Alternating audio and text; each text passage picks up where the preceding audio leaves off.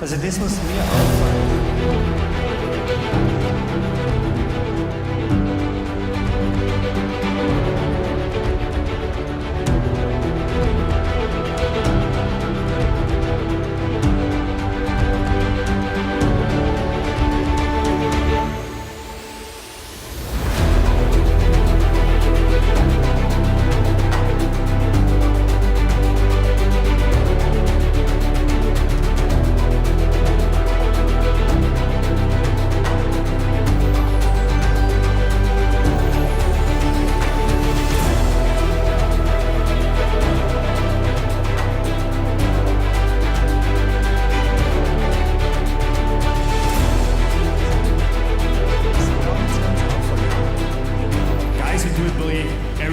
And welcome to Innsbruck in Austria for one of the biggest World Cup events of the year. My name is Matt Groom. I'm joined in the commentary box by Mattia. Mattia, first of all, welcome. But this is your home gym. I mean, this is where you live and train. So what's it like having a World Cup here? Hey, thank you for having me back here. Yeah, it's crazy. It's been like 2 weeks since they started with building the routes and setting all up. And you just feel the hype building and you're getting really psyched for the comp. It's brilliant to see everyone come here to sort of what's been called one of the homes of climbing, especially in Europe. But we're looking right now at what is normally kind of a car park area right here in the gym. But right now it is full of people. It's absolutely packed. What is the feeling out there? Just describe the atmosphere right now in the stadium. Yeah, it's crazy because there's so many people from all around the world here, and also the past days the para climbers were here, all the teams are here. Innsbruck is always like the small world championships that's happening every year because all disciplines are here. So it's just a coming together of everyone, and yeah, you get a feeling like everyone is psyched for this comp. Absolutely. Well, you're right about the disciplines. We've had a few already this week. We started off with the European Cup. That was the speed competition on Monday. You can go back and watch that online on the Austrian Climbing YouTube channel. We then had the paraclimbing competition the other day. Again, you can watch that for free on the IFSC YouTube channel. What a comp that was. And of course, we have daily content coming at you from the World Climbing Club, behind the scenes, interviews, extra material, and of course, the highlights. That's free on YouTube, so you can go and check it out. But the music's starting to play, which means we're almost underway here in the semi-finals. Mattia, tell me about the semi-finals format, because it's obviously different from qualifying, but a really intense cut, right? We lose a lot of athletes here. Yeah, totally. So the format is every athlete has 5 minutes per boulder. There are 4 boulders, and the wall will start to fill. So at first we only see 1 athlete on 1 boulder, and then as time goes by, all 4 boulders will be climbed on, and in the end we only see the last athletes on their last boulders, so it will be, the wall is emptying itself again. And yeah, we're cutting down from 20 athletes to just 6 for finals. Wow, it's crazy, isn't it, that cuts? And of course, if you guys have been watching, following along with comp climbing, you'll know last week was the OQS series, the Olympic Qualifier series. That was the last chance for some of our athletes to get tickets. And we do have a couple of people who qualified in the competition, certainly in the stadium anyway. But I talked to, for example, Jeong-Won Chon last night. And I said to him, you know, how are you feeling after that? And he said, I'm exhausted. That seems to be the general feelings of the athletes who competed there. Yeah, I can imagine. There was 4 days of competing for some of them. And it's a hard turnaround coming back here 3 days after the last final. So I'm actually surprised by everyone who did both. Yeah, me too. I'd be on a beach somewhere relaxing for a day, but that's totally. Back in it. Well, these are the boulders. The wall at Innsbruck finishes with a slab down on the right. And there's some, what looks to me, and we haven't seen athletes climbing yet, but some fairly dynamic, powerful boulders out there today, especially the first 3. Yeah, totally. Like the third one is purely dynamic, we think, like we read it. And the first one seems like very powerful, like few campus moves. And yeah, the second one I think is like combination, starting off with combination, starting with coordination and then powerful finish. Will be exciting. Yeah, it will be. And let's talk about conditions before the athletes come out. The sun has hit the stadium in the last couple of minutes, really. So it's warm out there. The rain is currently staying away. We'll keep our fingers crossed here, because yesterday was a bit dramatic with that one. But Sophia Yokoyama is waiting in the wings. First athlete out. She qualified in last position here. Looking a little bit nervous as she runs onto that Innsbruck crowd. That's got to be a crazy feeling. The first one out and the only one on the mat. Yeah, totally. And it's a kind of a home World Cup for her as well, because she moved to Innsbruck this year. So I've been training with her a lot, and she's like almost part of the team now. Yeah, it seems that Innsbruck embraces teams from different countries. It's such a hub, the Kletterzentrum gym here. All right, Sophia, we'll start the competition. Off the ground and immediately back down again. A hard start and big jump, but she gets it the second time. It's a high starting hold, yeah. Yeah, sort of feet first through here. There is that, a cross through. Sort of a row-style move there. Slips off the left-hand crimp. And also the foot she has to land on, I think. It's a dual text one, so you can't really pull on it. Just can press away a bit. Yeah, it's a powerful start as well. I mean, as an athlete, they haven't seen these boulders before. They've got 5 minutes to climb them. At least it's a physical start, so they have an opportunity to get their teeth into it. But you've got to be warmed up well for that move. Yeah, definitely. Some people prefer starting with the slab, like getting into it, but I feel like I'm so nervous and hyped up before the start, and then getting on the slab and having to be calm is almost harder than just pulling hard. I'd agree with you. I'd want to sort of get physical straight away, and Sophia is going to have to. Jumping up to the first hold, nice accuracy and range this time. Starts this swing over, didn't go with the feet this time. Yeah, I think it's good to like start with the feet high up and then cutting them loose once you have the pocket. Yeah, definitely worth a try, that method. Sometimes you can campus it. Sophia will turn and have another look here. Plenty of time on the clock left. We haven't got a clock on our screen anyway, but I'll try to keep you updated. She's got 3 minutes to go at the moment. With these boulders, it's always hard. How long should you rest? Because technically she did just one move. But you always have to be, okay, but if I do this one move, I have to do the rest of the boulder as well. I have to be rested. Well, she's crimping hard, feet first again. This method did work better for her. Yes, it did. Into that pocket now, crowd behind it. She'll need to generate a bit of swing and can't quite. This is looks to be a challenging set. I think the women's quali was a little bit undercooked the other day. We saw lots of tops, and if you didn't flash a boulder, you were in trouble, basically. And it's not ideal, so hopefully they've stepped it up a bit. Yeah, totally. It's like for quali's kind of okay, because the best usually still make it through, but in semis you really want a good separation. And those girls want to be tested. I'm sure Janja is psyched to see those hard boulders, so she'll be happy.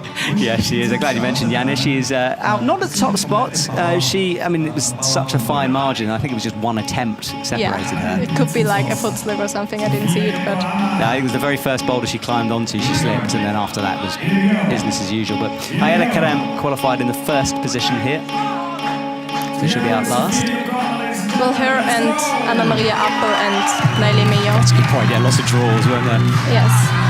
So Sophia drops into the pocket now again. Seems to have got this move down, but it's generating the swing, which is tricky, and she can't hold it. It's also so mean that they block it as well. You go there full swing and then you have to hit the slot. Now Sophia's going to have to reset here. 1 minute 24 on the clock. And that's the crowd. They started to filter in this morning. Fairly late, civilised start, I'd say, to the day. I think we're lucky that the sun is not like burning down. It's quite nice. Yes, it is. There's a bit of cloud cover, isn't there?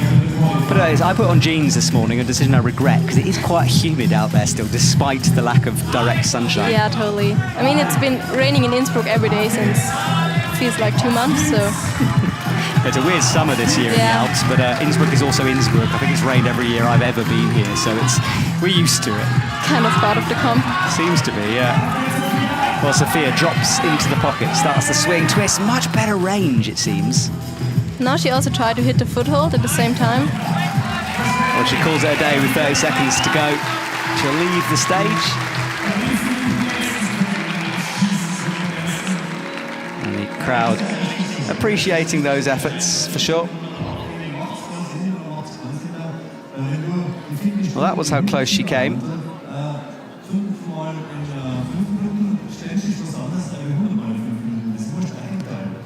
Yeah, I think that's the method, like she tried it on her last try, catching the yellow one and at the same time hitting the blue foothold. One of the big semifinals so far in her career.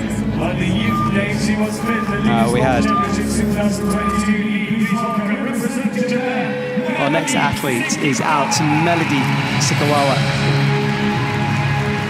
onto the stage.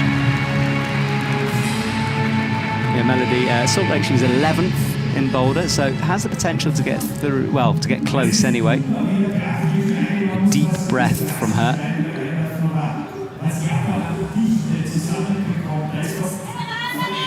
She has another look at this. This is the last time we'll only have one athlete. After that, we'll start to build up more and more.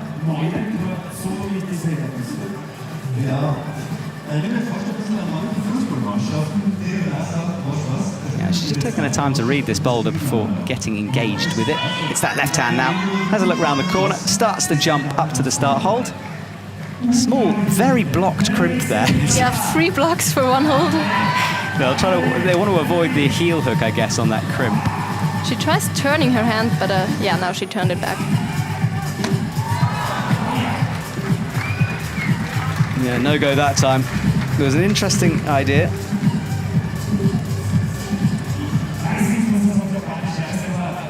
Like the depth of the Japanese team is so incredible. There are 3 Japanese still in the semis, although there are big names missing, like Miho Nonaka or Futaba Ito, they're not even here. And still... Yeah, exactly. Those 2 were competing in the OQS. They are not here, which is fair enough, I think. But Tomoa is back, Sarato and Raku is back, Meiji is back, so there's quite a few athletes here. That looked close. Yeah, much better. I think you have to sort of time that swing and the foot plant at the same moment. Yeah, and like I said, you can easily slip off this hold. It's no tax on top, and you can see she's just sliding off. There's time on the clock to figure it. She got a bit closer than Sophia did. I think that's a good crimp, but the further right you go, your hand tends to drag off it. Yeah, it's not like an in-cut crimp. You can full crimp, but it's a bit more open and shallow. Well, she's looking a little confused. I think she wants a brush or something out there, yeah. It is a brush, so the brusher comes on. Trying to keep cool somehow. She'll have liquid chalk on her hands, which is trying to dry them. And you also often see them like blow at their hands because you're not allowed to bring your vents onto the mat. Bring a what, sorry? A ventilator. Oh, fan. Yes, sorry, yes. Yeah, agreed.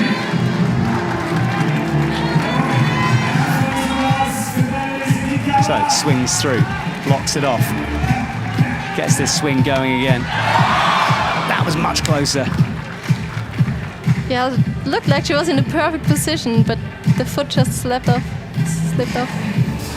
Yeah, it slid down that blue volume. As you said, it's a hard one to stick onto. And less than 2 minutes now.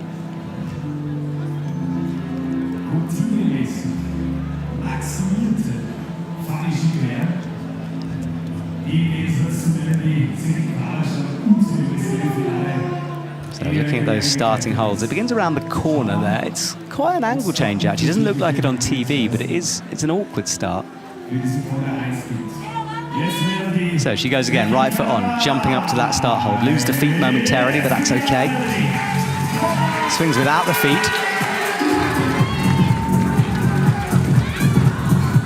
I think now she missed the slot again. Yeah, it's such a fine line. It is blocked by the yellow volume behind it. Again, I presume so you can't get like a toe up there and go feet first. And also afterwards you can't really stand on it. And I have to say the rest of the boulder doesn't look any easier than the start. That's a really good point, actually, yeah. Curious to see what they can do. Yeah, the second to last hold looks particularly nasty, but I'm sure we'll get to that eventually. Yeah, remember if you're new to climbing, the principles are pretty simple with boulder. You start at the bottom, you finish at the top. And if you watch the OQS series and you're joining from that, this is a bit different. We don't have a decimal point system, and there's only one zone, so one scoring opportunity on the route. You can see that on the far right of your screen where it says zone.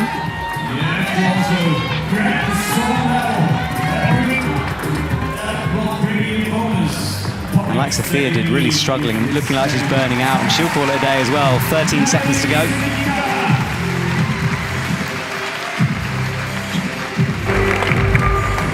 shaking her head as she leaves the stage.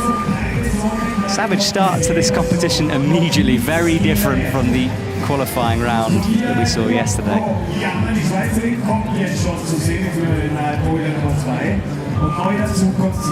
The crowd their weight. So Sophia will be back on for boulder number 2, and Fanny Gibert runs on. She's competing after that OQS series. Yeah, unfortunately she didn't make it, partly because the French team is already full, 2 athletes per country, and this quota had been filled. Oh, she looks back and forth, trying to figure out this first move here. So we get to see boulder 2 for the first time. It's a big one, it goes through the middle of the wall, huge volumes on offer there. And again, quite boosty moves through here. You throw up to a jib that's on that purple dish for the right hand. She checks left. And yeah, you're going to come into a pocket on the left in that volume. Yeah, the pocket is not bad, and I think I know this hold, it's quite good, but it's turned a bit to the left, so you get your swing and you can't really stop it, because you have nothing to catch with your right hand. This is Fanny Gibert, she looks at the boulder. Really brutal couple of moves, and as you said, we haven't even seen the top of this thing yet, and there's horrible slopers to come up there. You can just see it there in the screen. So Sophia goes again, slides down the crimp this time. Yeah, you really have to keep the tension in toe hook for the first move, because yeah, you can't see it again, but it's an overhanging part of the wall, so you're like falling out of the wall during the move.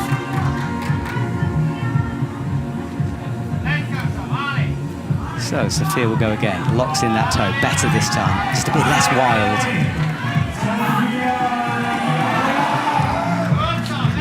Problem is, the more you commit to that pocket, the more you're going to get falls like that.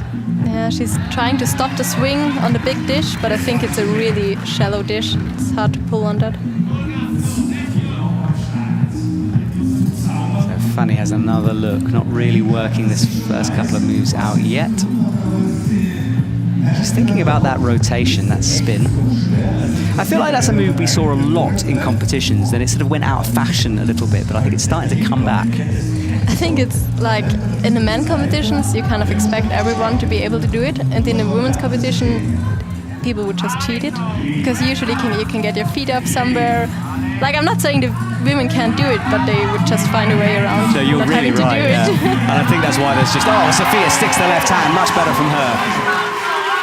So changes the left leg, pressing up now towards the big volume. Gets the zone. Her left shoulder will almost hyperextend as she stands up, and she's got to jump all the way from that dish up to the top. We don't think you can change your feet, but you know, athletes have proved this wrong before. There is that jib to jump off, so she's got that with the right foot, and it's a good hold right at the top. Yeah, it's a positive volume, but she's fighting hard to even stay on the wall. Yeah, every bit of skin pressing against it. She hits it. Sophia tops out.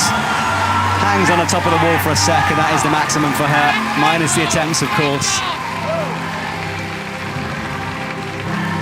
The points on the board for Sophia. Is that Lion King playing in the background? Something particularly dramatic. All right.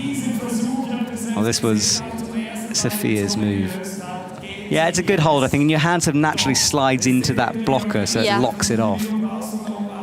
I think it's just weird to generate from. It's not even that far of a move, but you're locked in below this big bubble. Have to jump off. Well, we've seen our first top. That kind of kicked the audience into gear a little bit. They were queuing up for seats for quite a long time before the comp started. Some down in the front. So Fanny Gibert is left on her own with less than a minute to go now. It's also good to see her back, because she was struggling with an injury over winter, and I think it wasn't even clear if she could make it to the OQS, but she seems recovered now. Yeah, exactly. She had that nasty injury and came back from it well.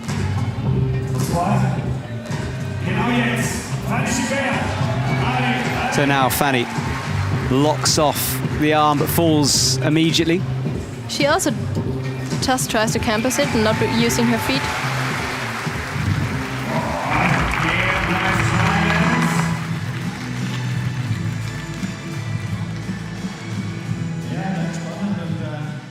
So no go for Fanny Gibert, but a good effort from her.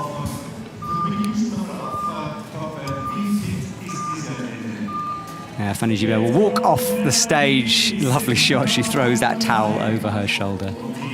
Yeah, like she didn't really lose anything to the other competitors. No one could reach the zone, so no points for anyone yet on this boulder. No, it is a tricky one. Okay, next out.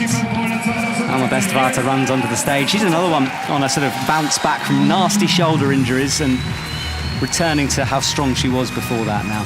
Yeah, it's crazy. She had, I think, dislocated her shoulder like 3 times and then had to get a surgery on it. And now she's back in semis after coming close, really close the last 2 comps. I love seeing her back now. Yeah, me too. You can just see that she loves and appreciates being out there. You know, when you get an injury like that, and I'm sure a few of you at home have had shoulder issues to deal with, you know how brutal that is. And look at her strength, she just one-arms it into the pocket. Tries a toe, but can't get the toe in.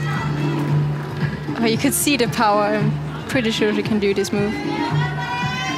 Yes, and Melody, meanwhile, jumps out, matches. And pushes up towards the zone hold. But it's awkward, you've got to get your foot to match, and that's, oh yeah, you don't want a head plant or shin plant that big volume. Shin plant, is that a thing? I don't know what it's called. It is definitely on slabs. Yeah, you know what I mean anyway. And we'll keep you updated with the scores if you can't see them, but Sophia is leading the way with that top at the moment. Yeah, Melody got the zone. It's enough to press against it. That's using it also because she was trying to get her foot up.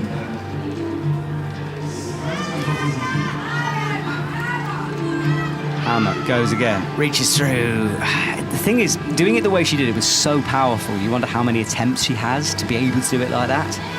And it's weird, like she did it on her first try and it looked easy, but then it's often hard to repeat it. Melody launches again, much better range from her this time. High foot, presses into the jib. This is tough on the shoulders, remember that. Oh no. She seemed to slip with her left hand from the zone now. Very stretched out, that position, and I guess you can't put as much weight through your feet as you'd like. And also you need good flexibility to then get your other foot up into the big dish. Well, both athletes have a little bit of a rest while they wait. As Matthias said, we will have more athletes climbing at the same time later on. We'll have 4 out there. Right now we just have 2, so things will get very hectic towards the middle of this competition and then wind down towards the end.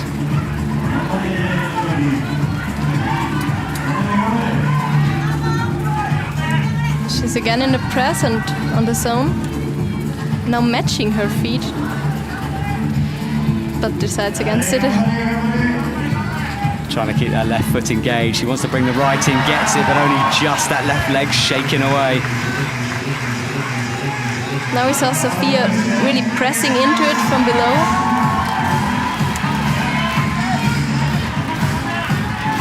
Right, crowd get behind her. Her whole body's shaking. It's really strenuous to stay in this position. Exactly, a hot board is going to be burning. Hits the top though, good work from Melody. Big smile on her face as she comes down.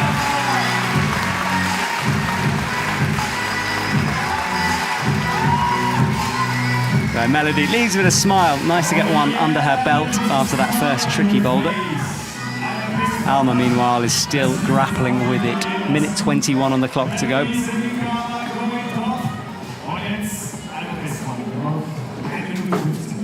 Yeah, she tries to like get a foot somewhere in between those 2 blocked holes, but can't get anything of it. Coaches watching on nervously. Remember, coaches can't help the athletes out on the stage. They can watch, they can shout encouragement, but no tips to their athletes. always think it's lonely to be an athlete, but I think it's equally lonely to be a coach. You know, you can't really do anything; you just have to watch. Yeah, it's often as a spectator you think like, why don't you do this or something else? But I guess the athletes think about a lot of things, and they will have their reasons for trying one thing or another. Yes, I doubt having a camera shoved in his face is going to help his nerves as well, but he's got just to watch. So McKenzie not losing a bit of progress here. I think she's done. Yeah, super powerful start from her, so no zone there.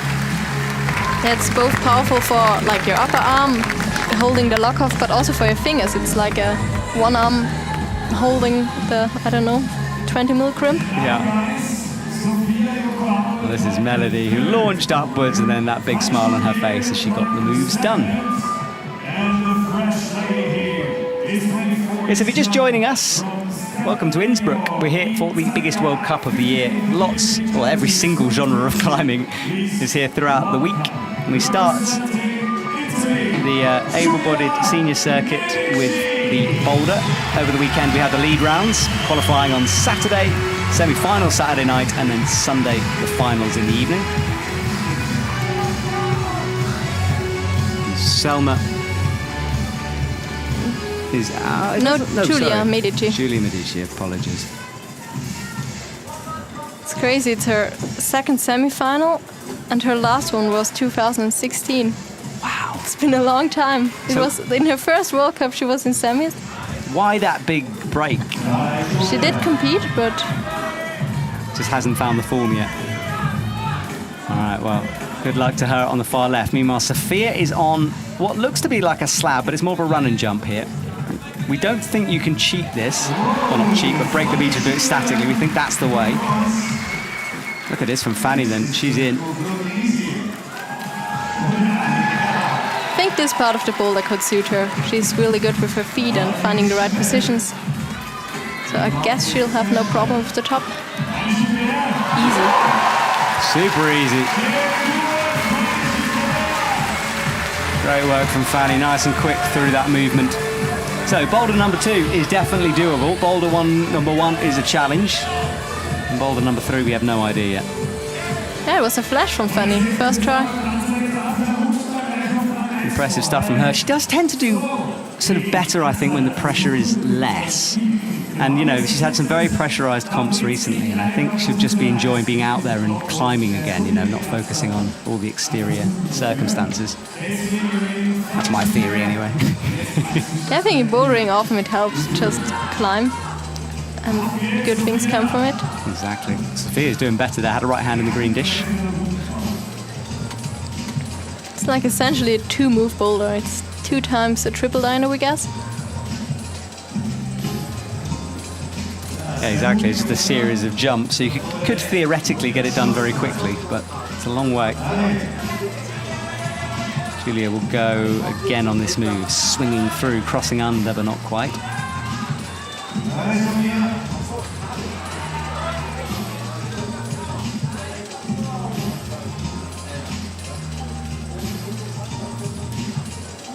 So the athletes stand. You can see Sophia in the background with hands on hips. Fanny, of course, is left. And we've got 2 minutes 27 on the clock.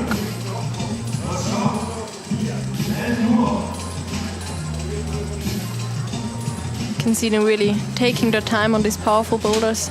It's important to don't make too many tries. Especially it's the first boulder. You still have 3 boulders to go afterwards.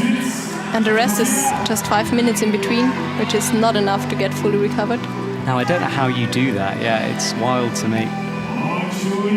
So there's enough time to breathe, have a sip of water, take your shoes off, and then you've got to be back out on the mats again. Oh, she locks off that right arm for a sec, starts to swing in. Oh, she catches it now.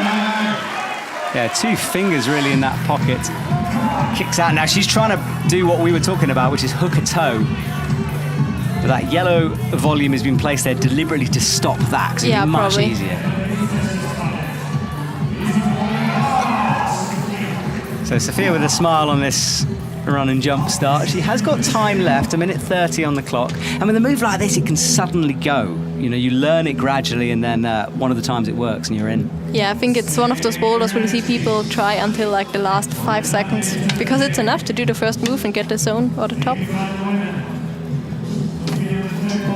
So Sophia will start again. Look where her feet go on this. She's got to go off a slippery surface. Every move she's getting a little bit closer. She had the kick that time. And she's trying to now stop on the first one, on the big yellow one.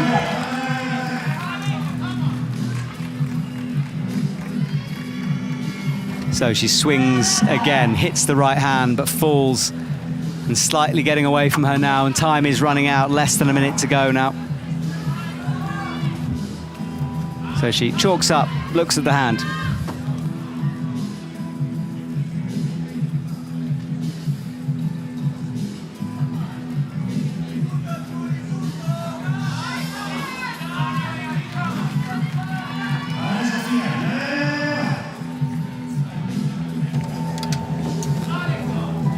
So 15 seconds to go. She will leave the mats. And you can see in the background there's another boulder wall there. That's the outside of the Kletterzentrum gym. This is part of a gym, this stadium, which is pretty unique for climbing. I mean, we've had it in Brixen, I suppose, and there's a couple of other places, but this is a special one. Yeah, it's also unique in the sense that it's a public gym, but at the same time it's our Austrian National Training Center. So it was like, it's a mixture, it's built into one place. Yeah, I always call it the most intimidating place to go climbing, especially this week. You walk in to have a session and you're surrounded by the world's best. It's a strange place. Well, this lady has got a massive reaction. Jessie Pilz runs on. And both her and Jakob Schubert, Jakob was actually pushed out of quali yesterday, but so she's kind of the big star, and I say that because, you know, she's one of the most well-known, she's she's the big star, okay, definitely. I was trying to stay on the fence there. That's good. trying to be nice, but yeah, she is one of the big star, so the crowd would love to see her in the finals. But of course, for someone like Jessie, you know, she's building up towards the Olympics in a couple of weeks. I don't think it would be a surprise if she doesn't necessarily perform as well here, because it's not her main focus. No, definitely. So her main focus clearly is on the Olympics, which is still more than a month to go. Yeah, I'm not even sure if if it wasn't in Innsbruck, if she would compete. But of course, it's a home World Cup, you wouldn't want to miss it. No. And that is interesting because certain athletes do it differently. For example, Alberto, talking to him, I mean, he did it at the last Olympics as well. He just does every single comp. Although he did tell me, jokingly, that he wasn't going to do Briançon this year because he was in Briançon before Tokyo last, days before it started. We couldn't believe he was there, but he's missing that one this year. But it worked last time for exactly, him. It's clearly okay. But yeah, someone like Jessie may be doing less and Alberto would do more. So everyone's different. Big foot pop there for Melody. Yeah, but like here you see some of the athletes who were not at the OQS but qualified for the Olympics because you can do bouldering and lead once more in one comp. Yeah, and a lot of people going for the lead because it's the first proper, the next proper lead comp before the Olympics. So it's an important one for people, and they've had a big break for that. Alma really testing her shoulders. Oh yes, I know. Where she had an injury before. So I hope she's fine with this position. Yeah, I would imagine it's worse for us watching than her doing it, but it's certainly awkward. That is, I'm gritting my teeth here as she comes down.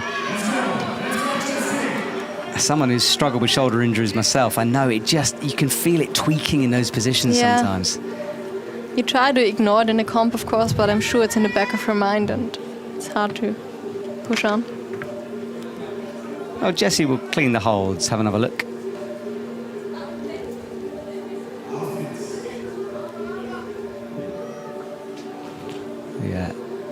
Thought processes on stage is so fascinating to watch, like where the athletes' eyes are going, what they're looking at. She looks a bit not planless, but I don't know, doesn't really know what she would try next.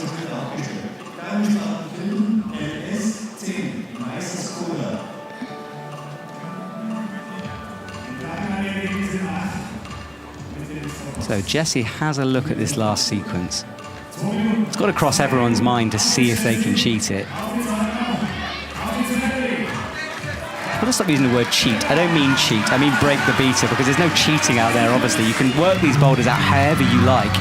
It's just sometimes, Jessie drops in and the crowd got behind her.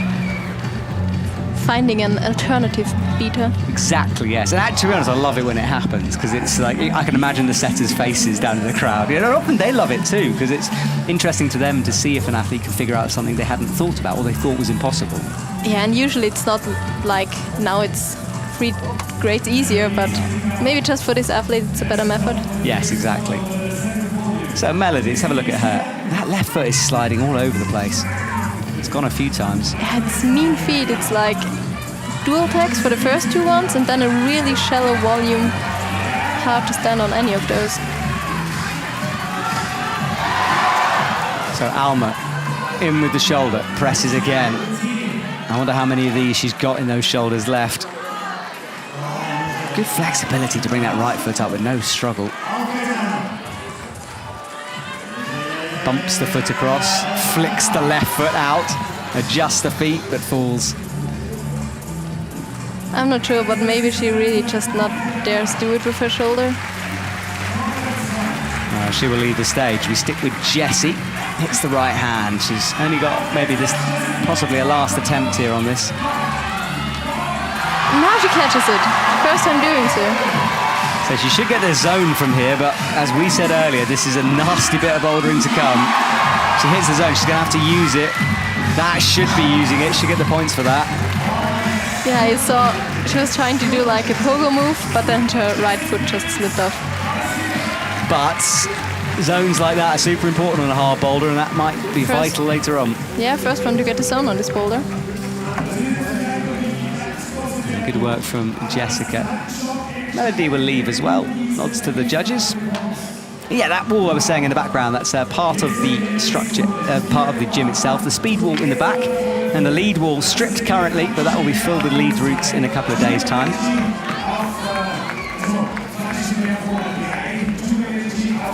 So Sophia will go on the last boulder, and it's a proper slab. After 3 very powerful boulders, her arms will enjoy that rest. And there is Selma coming on for the first time, cleaning up the holds.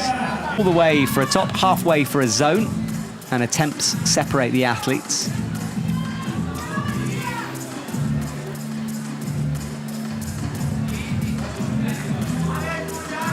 It's good that Jessie got through that sequence. At least we know it's at least possible to touch there. Every now and again a boulder turns out to be impossible. That's true. But also, like, the theoretically best athletes are yet to come. Yeah, exactly. If I read the list of the top 5, we've got Ayala Karem, Ali Meignan, Maria Anna Apel, and Oriane Bertone and Yanya Garnbret in that top 5. So that's totally. It's a pretty good selection there.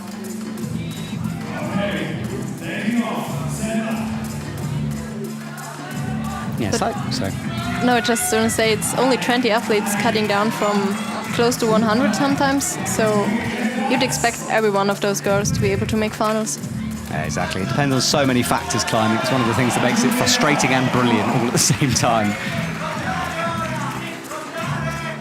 Julia rocking up with that right shoulder now, finds the left hand. Struggles getting her foot up. But now it should be in. Sliding around. She's not really standing on anything. There is a jib where her right hand is, but it's hard to hold it, pressing into the top. Her right hand was on no text there and it popped off. She tried to grab something, but I guess there was nothing there. Haven't seen much of this slab. Let's have a closer look. Now that big purple volume by her foot, that's no texture apart from the bit of friction. Yeah, like there's a volume on the volume, and the volume on the volume has friction, but the lower one doesn't. Eloquently described. I know exactly what you mean. Yeah, the bit she's standing on with the right foot, that's the friction, everything else isn't. And look at her face there, a bit of frustration. She's down the leaderboard, just one top and no zones. I would imagine that's not going to be enough to stay inside of that top 6. So she'd like to get some more points on the board here.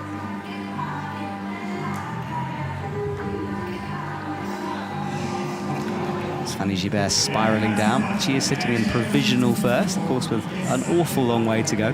Totally. She's trying what I think is the intended method, to go 1, 2, 3 all the way to the zone.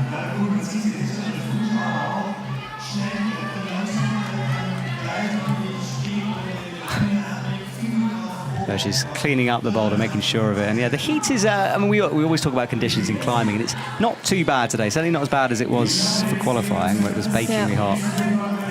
And also, I think they all have pretty much the same conditions now. They're all climbing in the afternoon. With qualis, it's often harder because they are so long. Some people climb in the morning, some climb at midday.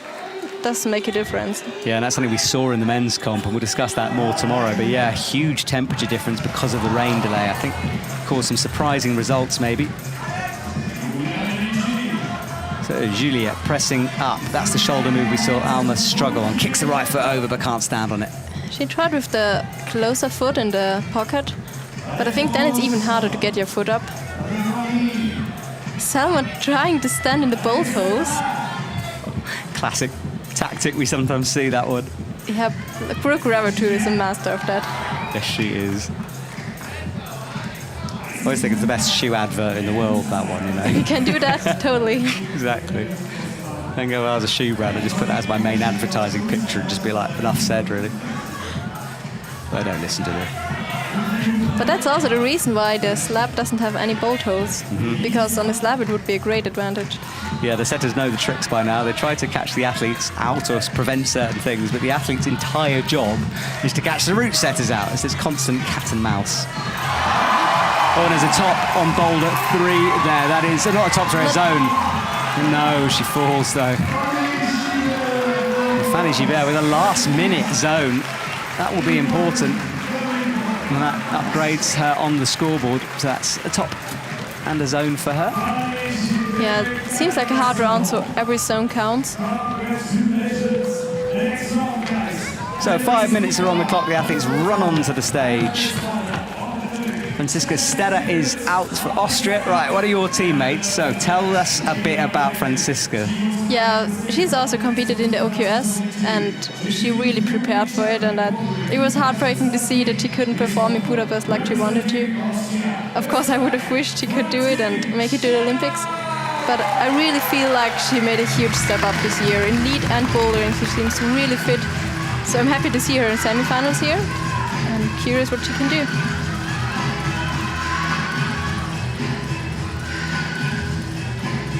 And what was it like coming back? Because it must have been a strange atmosphere, you know, returning to the gym. You competed so well, but you haven't quite made it. As a team, do you just sort of surround her, pick her up, lift her back to her feet? Yeah, we tried. I only saw her once because we were training on other days. But yeah, talked a bit to her, and of course she's disappointed. But she also knows, okay, it's another event coming up. It's not that much time to dwell on it.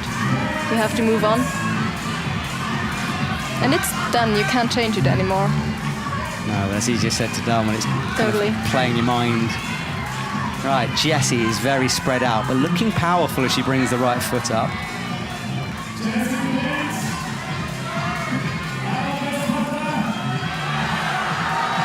Holds the swing. Good to keep the tension here, yeah. Already has her foot on the chip, but his foot is shaking like crazy.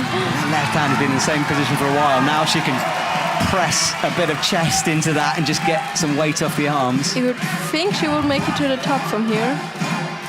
Everyone who got stood up could make it. Yeah, you just need to be in the right position, don't you? Don't go too early, don't rush it. Hits the right hand almost statically from Jessie Pilz. She could keep the foot, which was probably good. And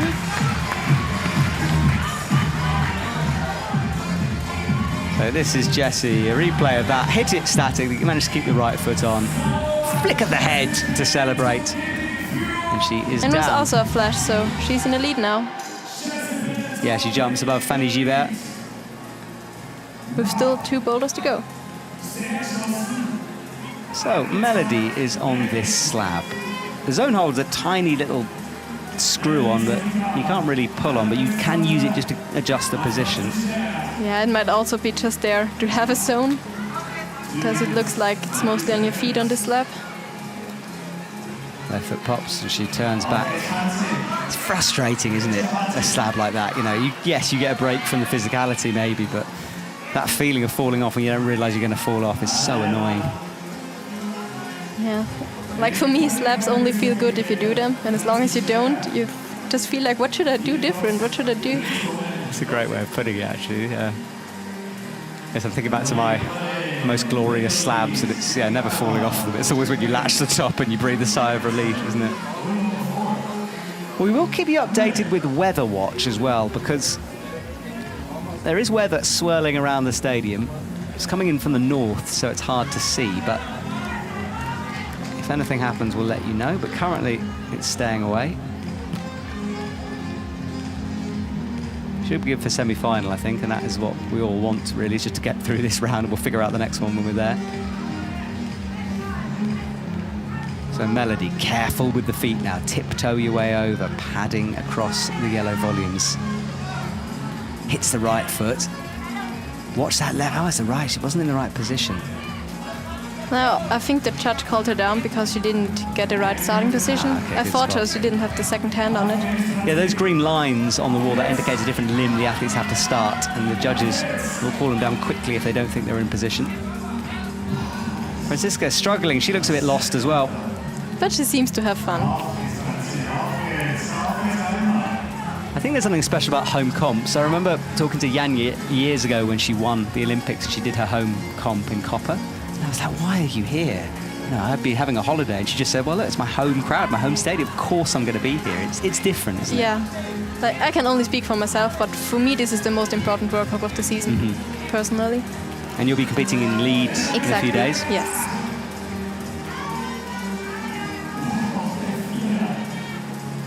Gets you even more excited, like watching the action for the whole week, and then finally you get to go again as well.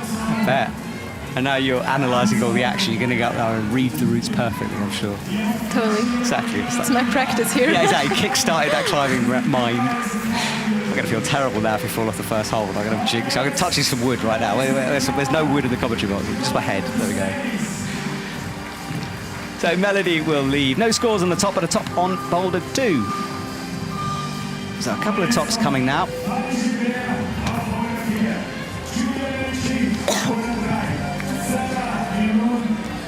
And the audience watching, they're such an educated audience here. They understand climbing, so they won't be cheering at the wrong moments. They kind of understand what the athletes are going through. So Jennifer Buckley out. It's a bit of a legend on the youth circuit. Yeah, I'm curious to see what she can do. She won the last European Cup in bouldering and the last European Cup in lead for the adults. Easily does the first move. Yeah, floating, no perceivable effort, but can't quite get that right hand in. Yes, it's always, I mean, the transition is always a tricky one, and you know, the jump from European into the World Cup circuit again, and it's not just that the standard, because all the athletes are similar, it's the atmosphere, the feeling, I think. Yeah. But this lady is a veteran of this. She's been on the circuit for a while. She knows all the tricks.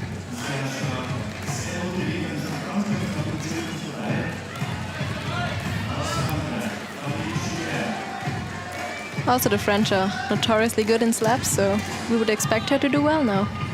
Yes, they are. I still haven't found an answer. I keep asking people why they are so good. I haven't figured it out. I'm convinced it's font. But again, I think she does quite a bit of rock climbing also in font, so at least for her it could be part of the reason. Oh, yeah, I mean, the train, you know, one of the main hubs is Karma in Fontainebleau, so it makes sense, but maybe the French are just excellent on their feet. I don't know. Also, I've been to their training center in Voron, and like a large part of the walls there are really slabby, so I guess they just have enough practice boulders there.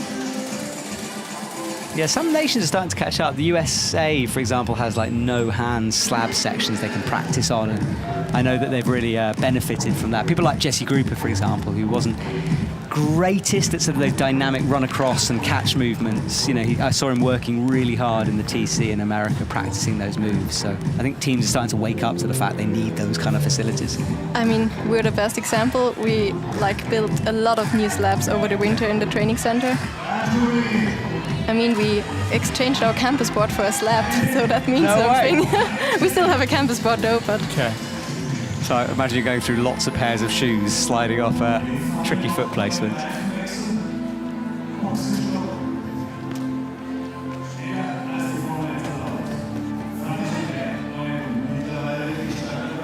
Every space in the stadium is packed right now. So you've got to have tickets to compete at this event, and they're hard to come by. I had so many people try to message me to get tickets, so I can't do anything about tickets, I'm afraid. That's someone far more important than me, but you can apply, I think, online. There's a few available. But that's the good thing about semis here. They are without a ticket. Yeah, wants to be here tonight when the lights turn on and the party really starts. So Julia has a run across, hits the green, can't hold it. Yeah, you've got to kick that foot into that orange holder. It's going to be hard to stop it. Yeah. And get a bit more height to catch the green and the orange hold. Yeah. So Selma presses up, 1:30 on the clock.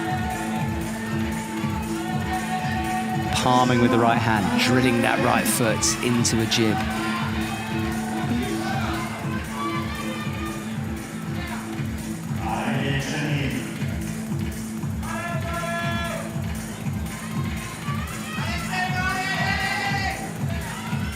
It's one of those weird positions, like you could stay there, but you just can't move on.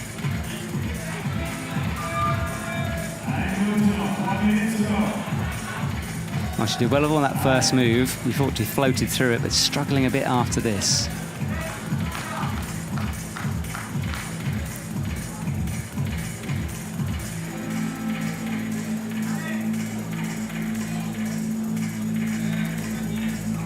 Fanny Gibert, meanwhile, tiptoes. Look, that's a great angle to show how bad that right foot is. It looks better from the other angle, but from that side, it's so slopey. Yeah, and it's also turned a bit, so it's even harder if you come from the left to get weight onto it. Yeah, to kind of lay the rubber down, it's not easy.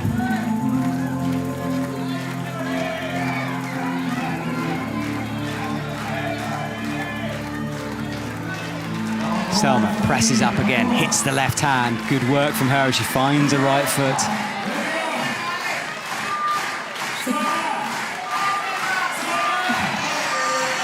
Doesn't have time. Yeah, the buzzer was ticking down. She could hear the beeps. You can see her shoulder. Oh, yes. Scraped open. I think it's from moving along the wall in the press up. Nasty. I think she'll probably return with some tape on that shoulder after this.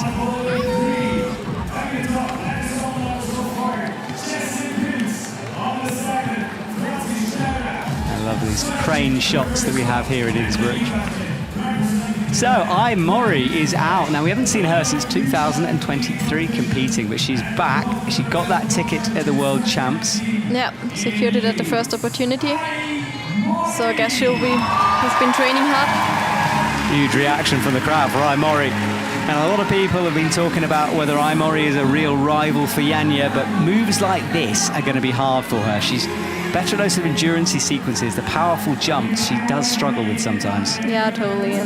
And it's worth pointing out to people, it's not a height thing. So the setters know the height of all the athletes, and they won't set a boulder that's out of reach unless something's severely gone wrong. Yeah, it's definitely possible for her. But on moves like this, you can't help but think it's easier if you're a bit taller. Exactly, it'll be at her limit in terms of reach. So, Jessie gets stood up, careful with the feet as she tiptoes them over.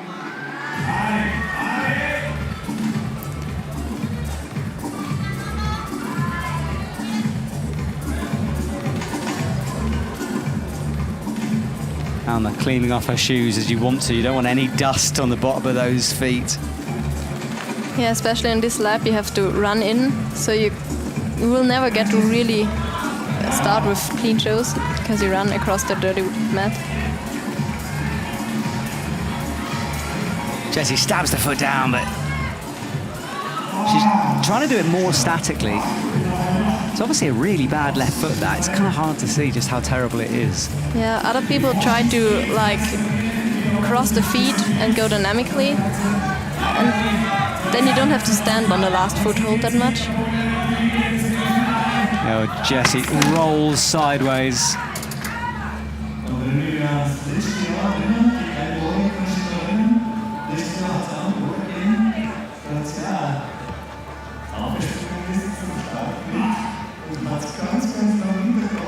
Also, the starting hold is turned away from where you want to go, so it also is not much help for the swing.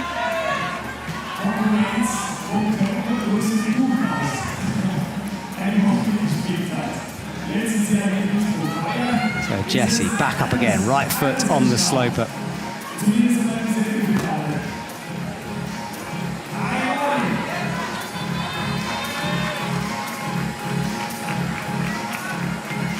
2 minutes 12 on the clock. There's plenty of time to get this done. Mori, meanwhile, still struggling with his first sequences.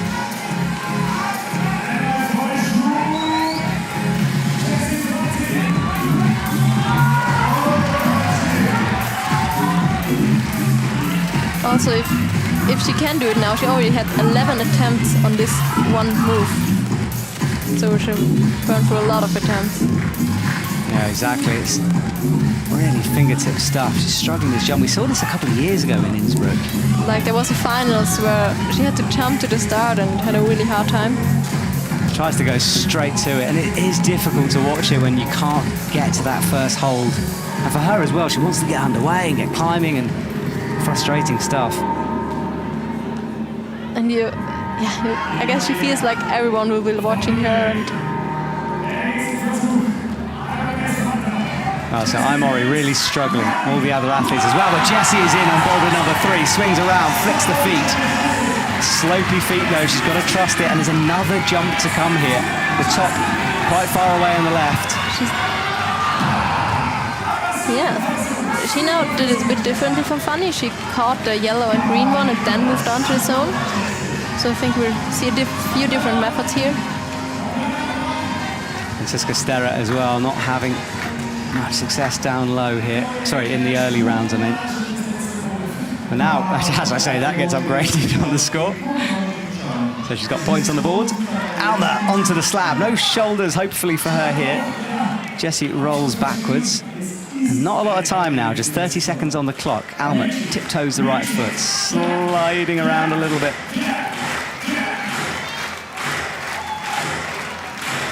Alma and Jessie running back on for one last try. Yeah, not long, 10 seconds to go. Things are getting close. Could be enough for the zone. Can't do it. Well, she'll leave the stage, and Mori still trying to jump, slaps up in frustration for the hold, and sits on her knees there. I've got a feel for her not being able to get that first sequence. This was Jessie launching to the left, flicking the legs back, kicking into the wall. Watch the feet though, you've got to stand on the small jibs.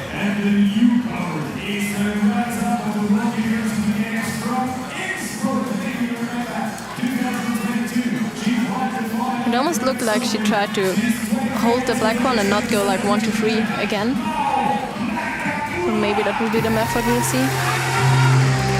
Nakagawa is out. Mao Nakamura. Sorry, Mao Nakamura. Apologies. I've got the OQS stuck in my head at the moment. So she goes foot first onto the top jib, crosses underneath into the dish. Twists underneath. And that's an interesting method. Really forcing that shoulder around.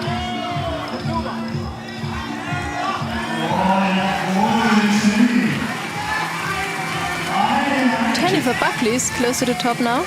Yes, she is. Just one jump away. This was smooth stuff. I think she's quite tall. She can easily reach it. And Twist celebrates in front of the crowd as well. That's cool to see as she comes back down to the mats. A flash of that boulder.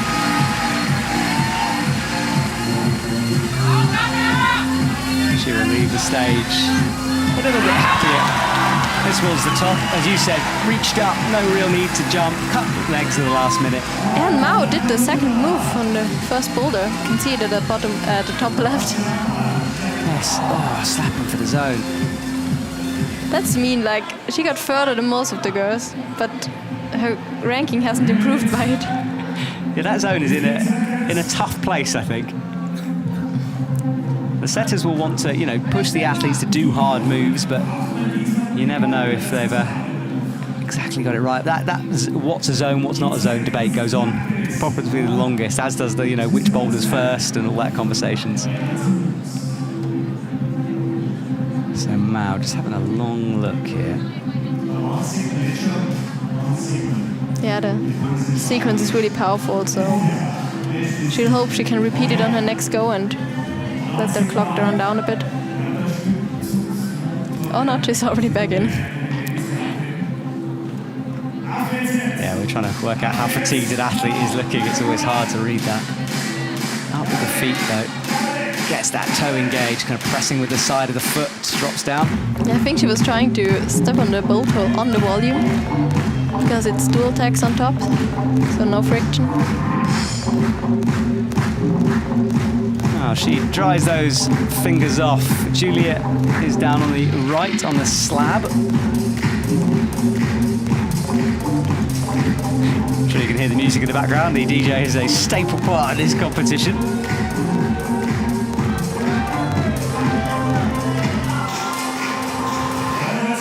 Afternoon time here in Innsbruck, if you're watching from somewhere else in the world.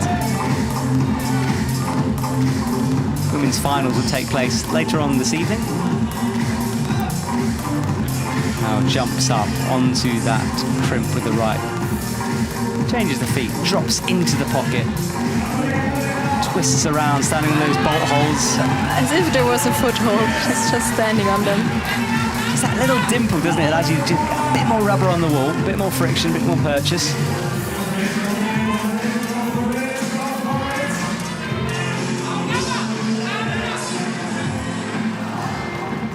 She was Snaps his own. even thinking about returning the yellow hold, but I think for that you just don't have good enough footholds.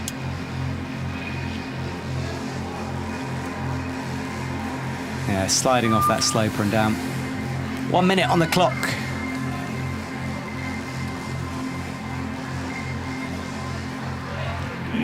Sophia Medici runs up onto slab number 4 on the top right of your screen.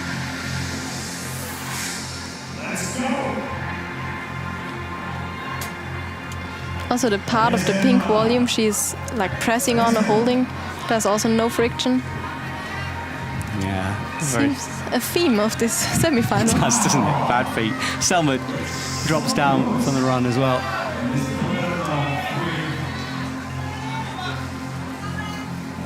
Creepy. Got to control your breath. Don't want legs shaking, but no, it doesn't work. 15 seconds. I'm not sure. Well, she's not going to have enough time to finish it. Hasn't got the zone though. But it's the last boulder, so you might as well. Exactly. Okay, well the Selma's doing another try. Still going. 2-1. No.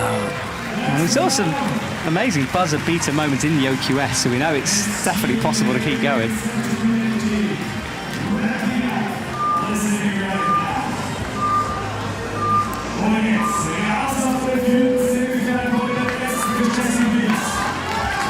Pilz announced, 2 teammates running together. Aye, after that, and McKenzie comes on, also gunning for the Olympics soon. We had a chat with Osh, and you can watch that in the World Climbing Club that's up on YouTube. We were talking about nutrition, how she fuels herself for competitions.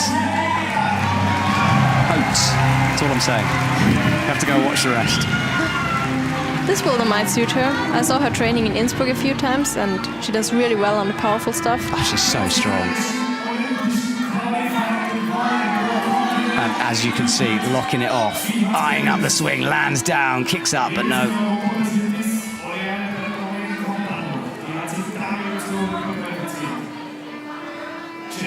So Jessie stands up on the very top of that volume. No real friction there, got to be careful. Drops the right leg down.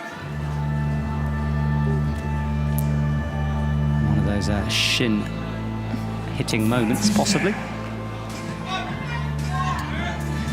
Materia, explain it, because if you're watching this for like the first time, let's say, and you see a giant volume like that, it looks like something you should be able to stand on, but friction, you know, it's not a lot of friction on there, and it's hard to stand on it. One thing is the friction, it's different for every hold, and also the angle. Like, if it's too shallow, then there's not enough pressure you can get on. Like those volumes, they don't stand out of the wall a lot. So it's really important to stay close to the wall, keep your heels low, to get as much surface of the foot as possible onto the volume. And also to keep the volumes and shoes clean, because every dirt that's in between is gonna act as like something to flow down on. Exactly, it's sort of like little balls that you can roll on with every bit of dust. Exactly. But Mori is climbing, which is good to see. Hits the left hand, you can hear the audience react to her as she hits the pocket. Now she'll start this shoulder press up. Powerful moves for her though coming up. Hits it with the left shoulder, easily brings the right foot up. She might fit in under this bubble better than some of the other girls. Yes, true, she's in that space quite nicely, but she does have to stand all the way up. She's looking like she wants to sort of pop out of that position, drifts the left foot up. She's not holding on to anything with the right hand. And she'll have to jump for the top. And oh, she does the second move of the first boulder. And catches the zone. Oh yeah, keep an eye on top left of your screen. It's all action suddenly. Osh falls. Mori still in. Left foot drifts upwards, trying to find a balancing point. Such a weird position. Like her left shoulder is going through a lot here. It really is. That left leg just seems to go up of its own accord. She's still on the wall somehow. No! You were right about fitting into the position, but she really struggled to stand up. Yeah. Also, some of the other girls who are maybe a bit smaller turned their hands to be pressing up and not like into the wall like she was. So maybe if she can match in with her second hand and get in a better position.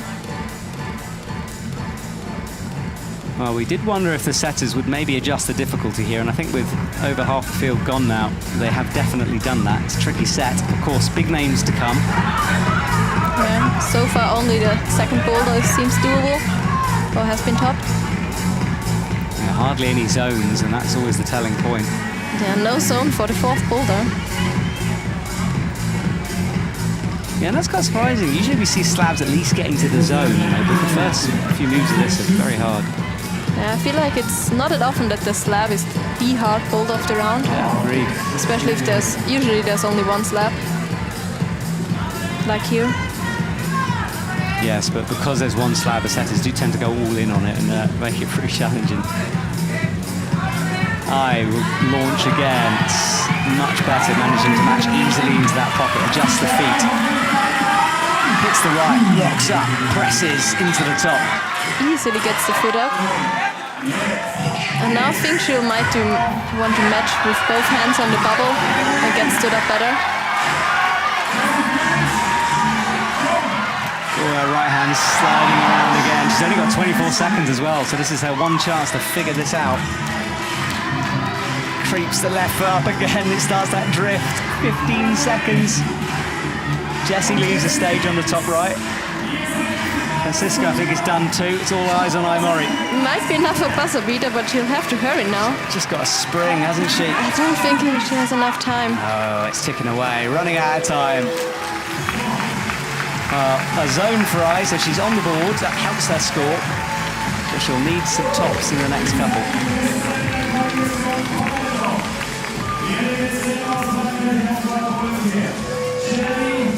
A few clouds hang around the stadium, but weather's staying away, which is great.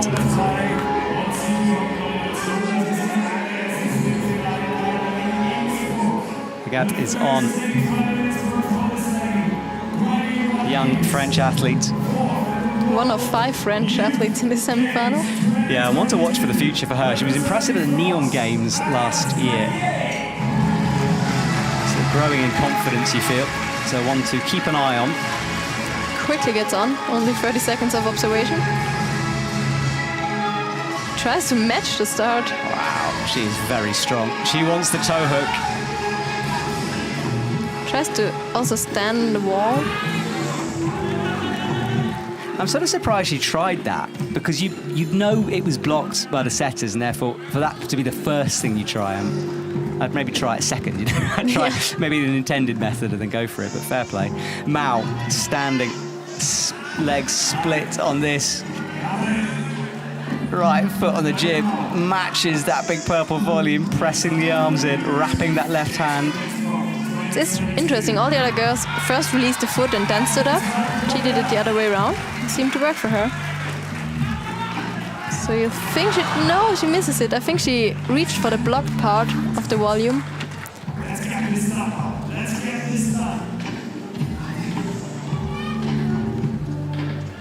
The Gat looks across again. What will she try? Wow, goes for that method, which is probably the intended way.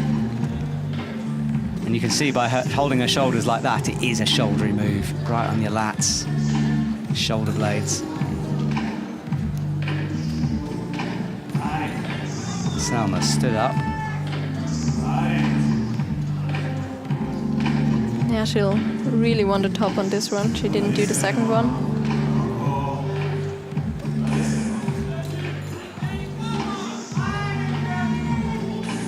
Gentle with the feet.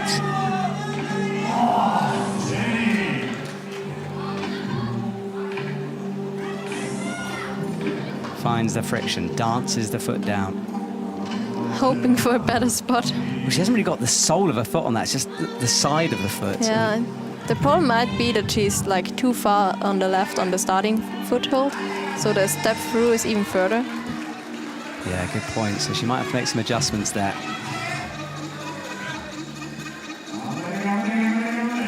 So Mao up to this shoulder. Half her time gone now. Right hand on no text, remember, so you can't really pull on that. Trying to put as much skin as possible on that boulder. Presses in. Jennifer Buckley did the jump. Yeah, she's on boulder 3. Mao leaps as well. Jennifer goes, and she falls, but Mao will get it done. Turns and celebrates boulder 2. Super important in this set.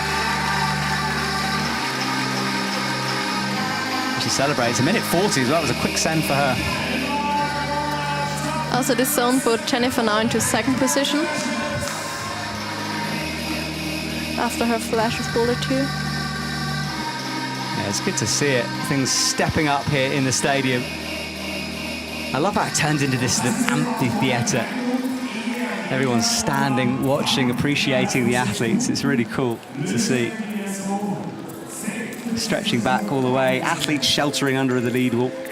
Well, this was Jennifer's top. Slapping through, a big fall down off the top.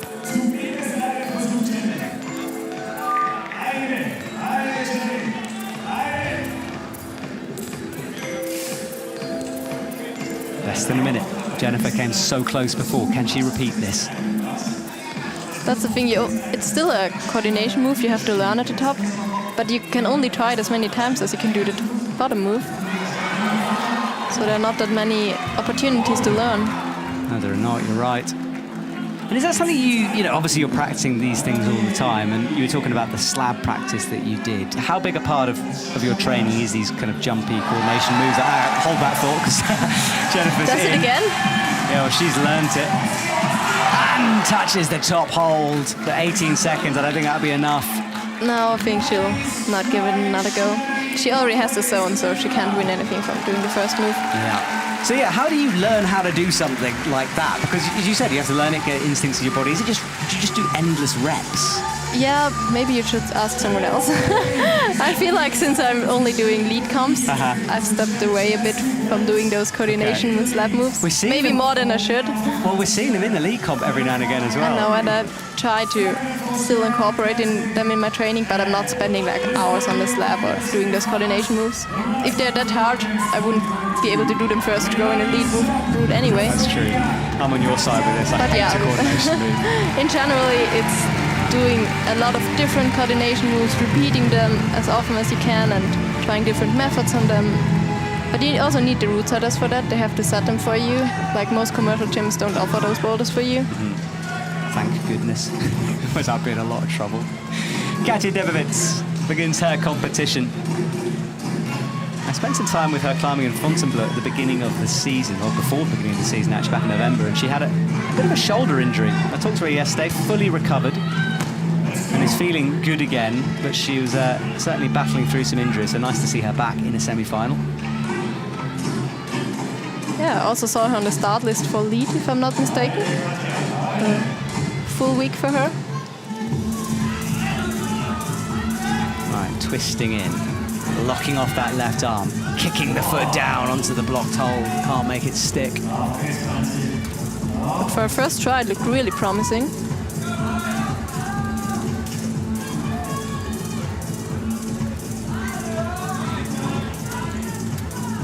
So Katia will chalk up. 3:30 on the clock.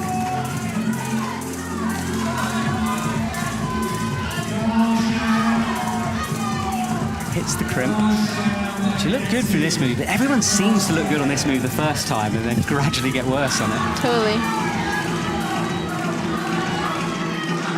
She got this move really well, so I think it's close to sticking. You'd think Osh would be in from here. Yeah. Her body is a little bit to the left. She wants to come around that volume. But she will also be able to stay on the foothold and reach. She's a tall athlete. She was looking at almost jumping around the corner and then changed her mind at the last second.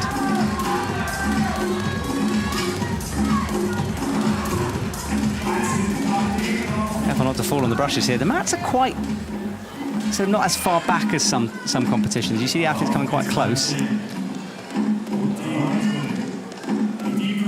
Yeah, Osh just wasn't in the right position. She was way too far to the left. Like she couldn't really grab with her left hand onto the big bubble. Didn't find anything. Franziska Sterrer, her final climb in just one zone. She's sitting down in 11th, so outside of the top 6. Needs something here.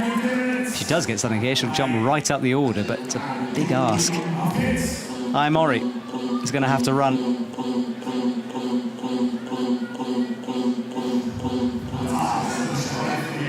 Really struggling with those jumpy moves. But everyone we saw doing the move didn't stand up on the red one. They stayed low and ran across all the footholds. Yeah, I think she's just got to commit to that. Let's see if she changes her mind here a bit. For the others, went here dynamically already. There's a bit of a hesitation in that movement, you know, the last second. It's like she's not committing 100%. Katja Debevec is through, hits the sloper. She's in as well. Big smile. How long will that right hand stay though? No, it won't. It looks even hard to just stay in this position, stay on the sloper. And the next holds look even worse than the zone. Well, this was the launch up towards the sloper. Held it for a sec, skin starting to slide down. Could see the tension required to just hold the position. But in this round, this zone is really important.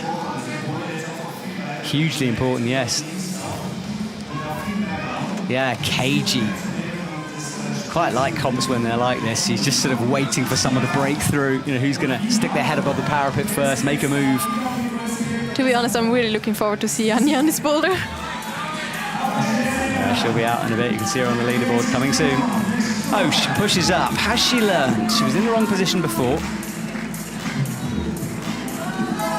She's in a similar position now. She just needs to adjust herself. Chalks up. Has enough time, so no need to rush. Slaps with love. I'm surprised she's struggling on this. I mean, maybe, you know, we were talking about height earlier, how Mori fitted into the box. You know, oh, she's tall. Maybe being that scrunched up underneath it is actually a disadvantage on that move. Like the others moved more around under the bubble and pressed with both hands, and maybe that's not that comfortable for her with her height. Yeah, exactly. Interesting. Well, this is what we said. You know, height can bite both ways. Yeah. Like that should be the goal of the rule setters, to make it fair. Some moves will be harder for the ones, some for the others. All right, we have another rotation. The brushes will clean things up for our athletes. We want the conditions to be as similar as possible.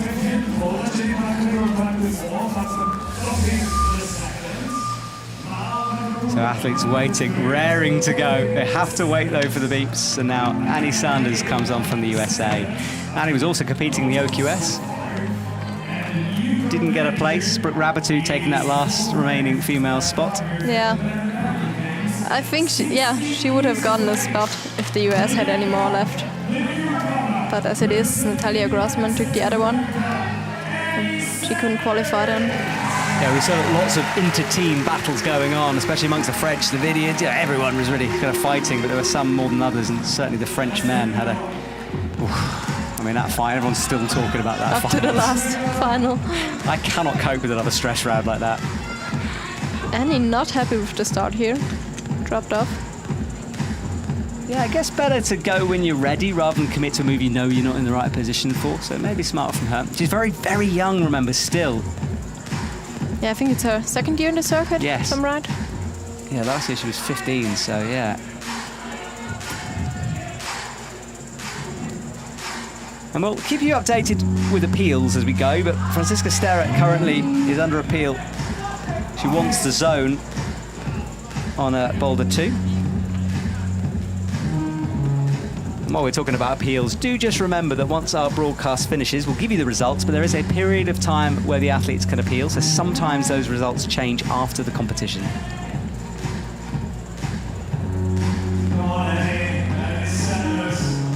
Annie jumping again.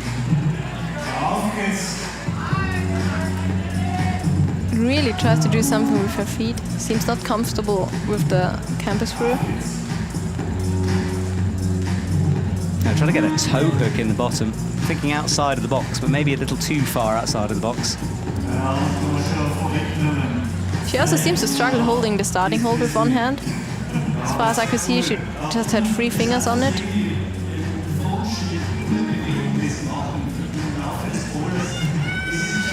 Yeah, the athletes are experts at regrowing skin, but the OQS was a brutal series last week. Days upon days of climbing. You wonder if athletes are at 100% coming out of that. Yeah, totally.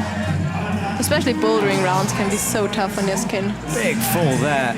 Hits her head, and that was a painful one. We've seen whiplash a few times in comps, and you could tell grabbing the back and crawling forward, not comfortable. No. It can take the breath out of you, that, and also just ruin your confidence on a move. You've got to trust that palm. Yeah, like she has to get on, and she will get on and do it again. Mao. She's trying to do it like I did, trying to creep up towards it. I just don't think the left foot's good enough for that. Yeah. She tried to now step on the edge of the volume. Didn't look that bad, but now the step is bigger.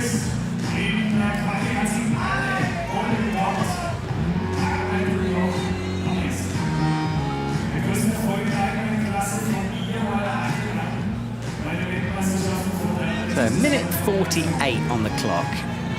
Mao tries a different method, more dynamic. Will swing into that left, just one hand on it, but no.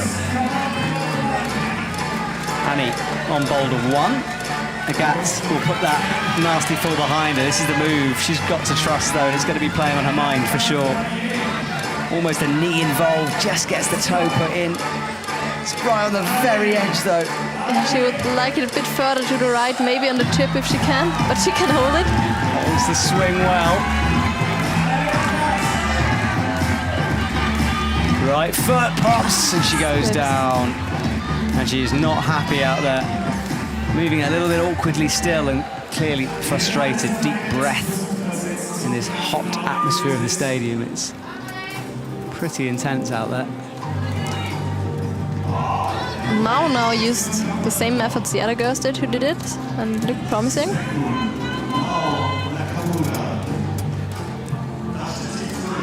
So Annie has another look.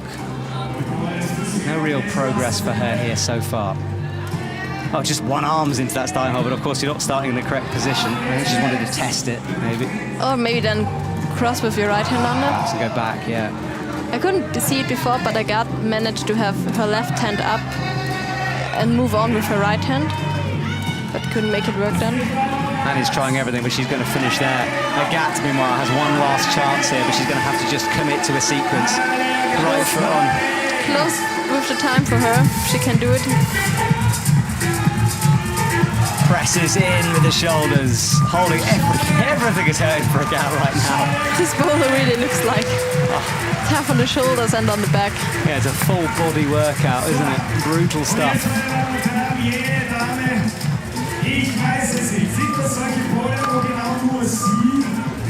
Oh, we change again.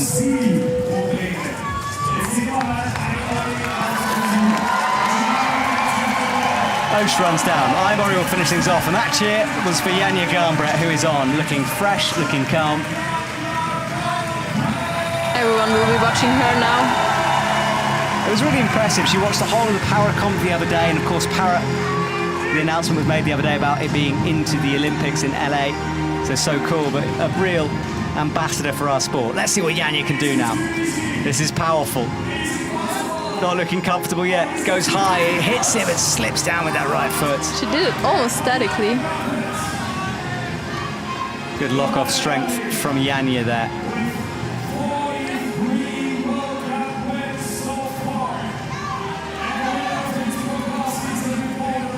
Coming up to 1 minute done. Janja's had one go. Mori is on the slab. She's brushing that. Osh is starting the run and jump. And Katja is on that pressy sequence on the purple boulder too. 3-finger drag for Janja on the first hole. Lovely shot there, isn't it? Everyone is struggling with this boulder. Well, Jessie Pilz is in the top spot currently. She's got 1 top and 2 zones. Jennifer Buckley after that, but look how low scoring this is. Yeah, totally. Basically only the second boulder delivering scores. The fourth boulder, no zone yet. Yeah, and you're getting lots of support. Of course, the current Olympic champion.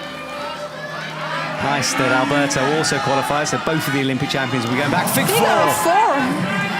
How did she get... It would be nice to see that. You'd have to have insane finger strength to hold all of your weight in your legs with just got 2 fingers in a backwards pocket. Wow, Katja goes almost face first.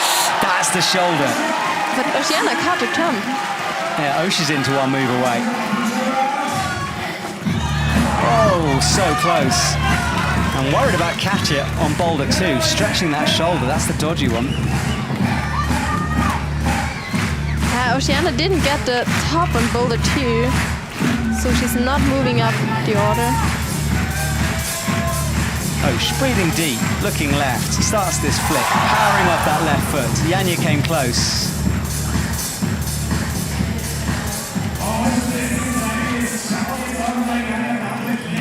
So Osh will reset. She's got lots of time. I think she knows the moves now.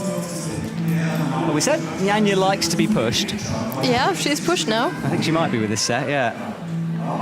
It's out there. This is one of the harder rounds that I've seen. Definitely.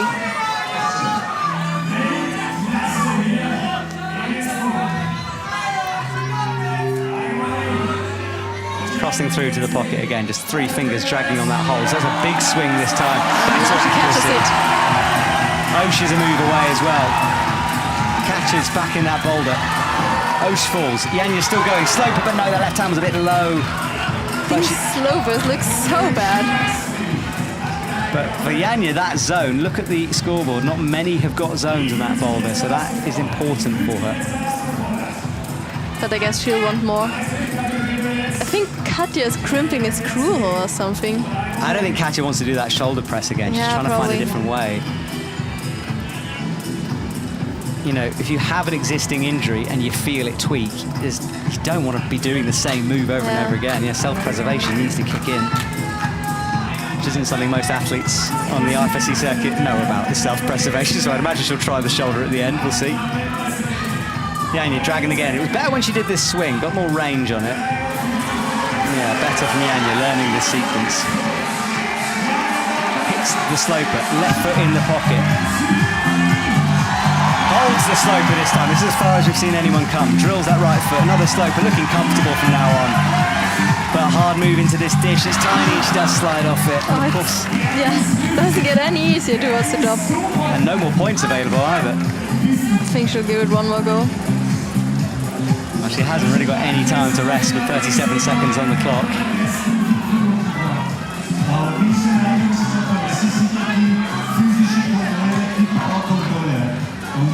So Janja turns, jumps up to the crimp, drags, comes into the pocket. It would have been closed for time anyway. It's only 20 seconds. Well, Janja came the closest, but even she can't get boulder number 1 done. This is a brutal round for the women.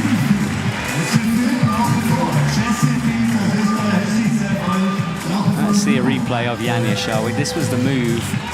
That right hand is just the distance. Coach is reacting. Yeah, it's looking better and better for Jessie. Still in the top spot. So, Oriane Bertone walks onto the wall, which I always like to see, as you know, if you're listening. But yeah, Oriane, she's been picking and choosing her competitions. She's been having a fairly brutal training schedule, as you'd expect. She qualified for the Olympics in Laval. Let's see if Oriane's feeling powerful today. Into the pocket, twisting with the fingers, adjusts the right hand.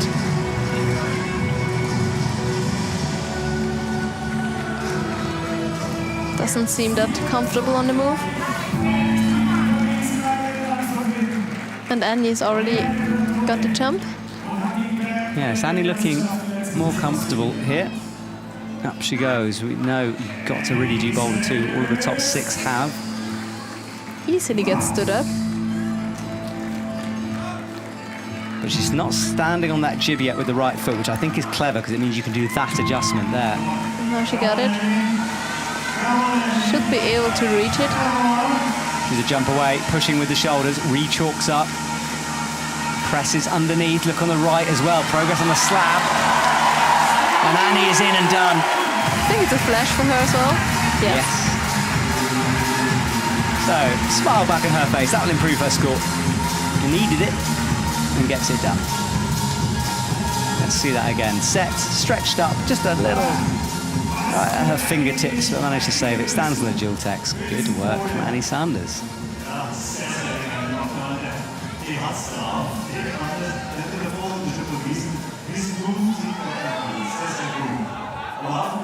Team USA reacting there to Annie's top.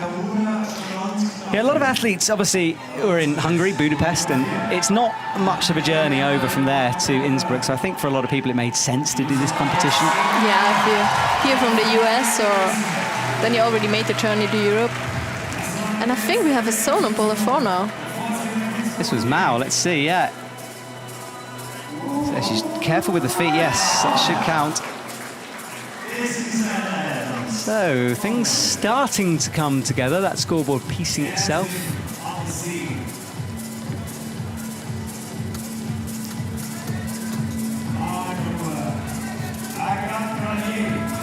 Now, we'll have a little rethink, chalks up with the hands. Agat catches a jump on boulder number 3.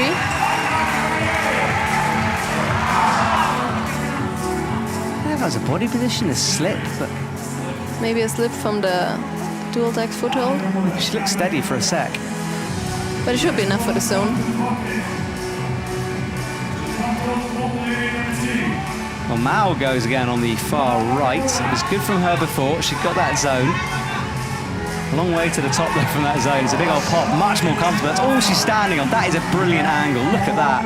Those shoes all rubber down as much as possible. There's a little jib. She finds it with the edge of the shoe, pressing into it. Careful now. Gets stood up. The crowd full excitement as she teeters that left foot through, face on the wall. Careful, concentrate. And another huge step up to go to get to the top. Well, we think a sort of spring, right? Because I don't think we can stand. No, she's slipping, she's gone. And it looked even further now when she was in the boulder than from below.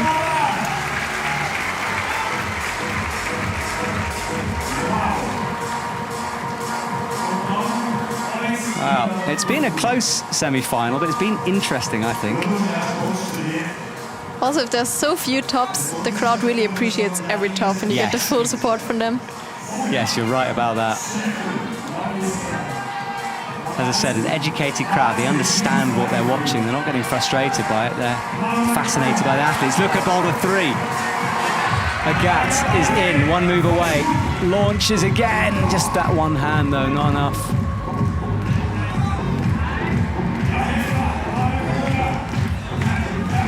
Really quickly to the bottom section again for Mao. Learned that section. Oriane, we haven't talked much about her. She's on the far left, remember? Hasn't got a zone yet. Mao again in this position. Clearly feeling slabby here at Innsbruck. Presses out one, figures it, not close, but no.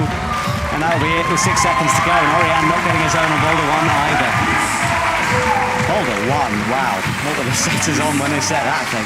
Yeah, only 3 athletes left to get a top on this one. Absolutely savage.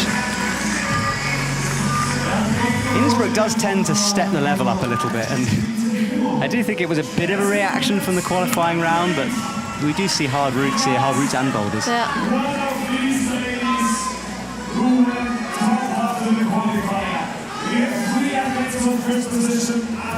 So Osh on the final slab, and Apel from Team Germany qualified in 3rd, well, joint, whatever it was with the scores. But she was first because she flashed all 5 boulders. So joint first, but she's in this position. And she's, again, wow, look at that, hanging for a sec. She is another one to watch here. Flicks out, slides down. Yanya, meanwhile, is doing well. And there is Yanya on boulder 2. Already on the zone, and now has to get stood up. Okay, presses the palms. Wrapping the hands and arms, feeds. Searching for somewhere to put her left hand. Goes with the left hand to the top, we haven't seen that. Well, Yanya's back after that boulder number 1. A quick send, a flash, in fact, of that boulder. That might put her way up the order already. Yeah, watch the leaderboard, it'll be updated soon. That was Yanya on top. Nothing like an Innsbruck top to put a smile on your face. So, how are we doing here? Oh, she's on the slab. Looking at our top 6, Sophia now pushed out of that top 6. She's in 7th, so she will miss out. McKenzie, that run and jump start into the slab. Palming down with the hands, left foot bobbles away. Osh is sitting in 8th, but good zones from Osh. If she'd only just got that top on boulder 2, she'd be in a very different position, but she's gonna have to find something here on the slab. She needs at least a zone. Yeah, zone won't get her anyway, actually. No, she needs a top, eh? Wow. With the top, she will take the lead. It's fine margins, isn't it? You're either out or you're top. That's it. She'll be aware of the score as well. She'll know what she has to do here.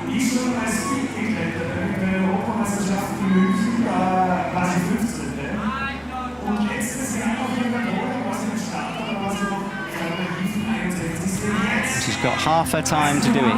Right foot on the friction. Taps that right foot down. Look at it sliding already, though. So much belief in rubber to be able to do this one.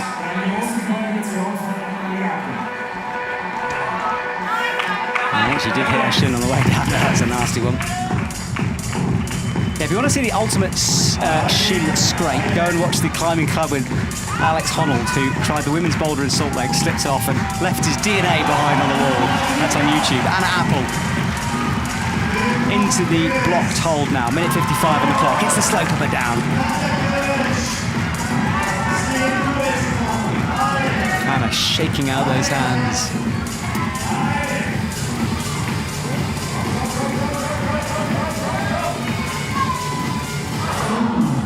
A big ooh from the crowd.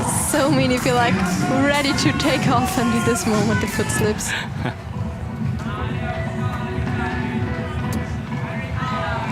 Catch it with a big fall as well. Lavinia is really into this one, eh?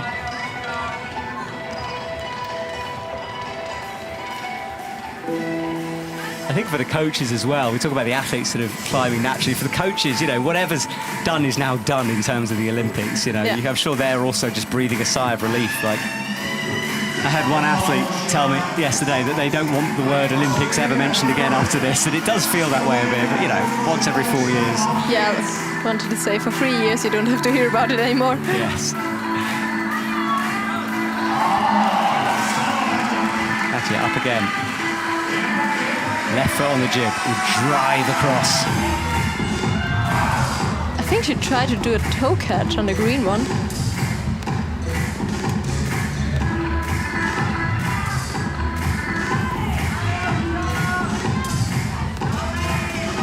It's crazy how easy Mao made it look the second time she walked across. After she had done it once. Yeah, she locked it in, and you don't usually see that on a slab, I find. You know, like, you learn the movement, but it's still pretty iffy, you know, marginal, but it's funny how often when people have no time left on the clock, they can suddenly just walk through the slab. I think you think less about it, you know. You just sort of feel it in your body rather than trying to figure out the moves. Well, Osh leaves. Waves goodbye, but that is going to keep her out of the final. Down in 9th at the moment. Boulder 2 really costing her dearly.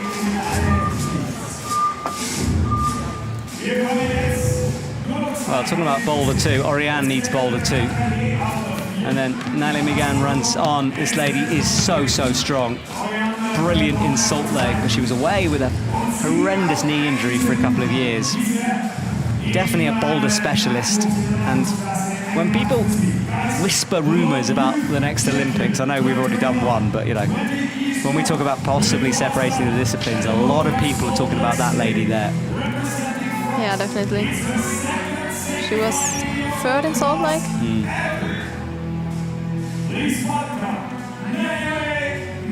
And she also flashed every boulder yesterday during qualis.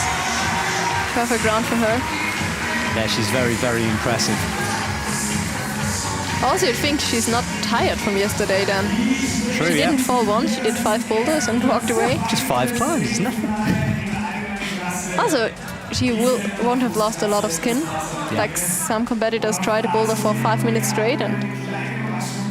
Yeah, to me, it's so interesting how it's not just about the scores in a round. You know, it's about everything that came before. And forget the scores even, as you said. It's how much rest did you have, how much skin did you use, how much energy did you burn, did you hurt yourself? You know, it's go right from the qualifying session nowadays. And you take this confidence with you into the next round. Oh, Jessie Pilz, though, sitting pretty on top. That 1 top and 2 zones. She might be climbing again. Oriane, meanwhile, needs this boulder. Well, she's got to find something wild on the next 2.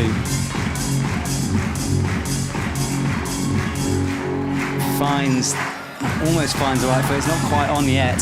She was on the edge of it for a sec.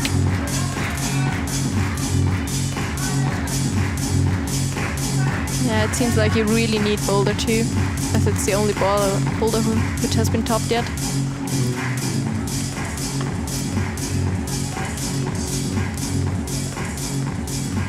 Janja is already in 2nd place after her first 2 boulders. French coach in action. So the watch is on. Now that's the way to do that toe first, is use it to drop in.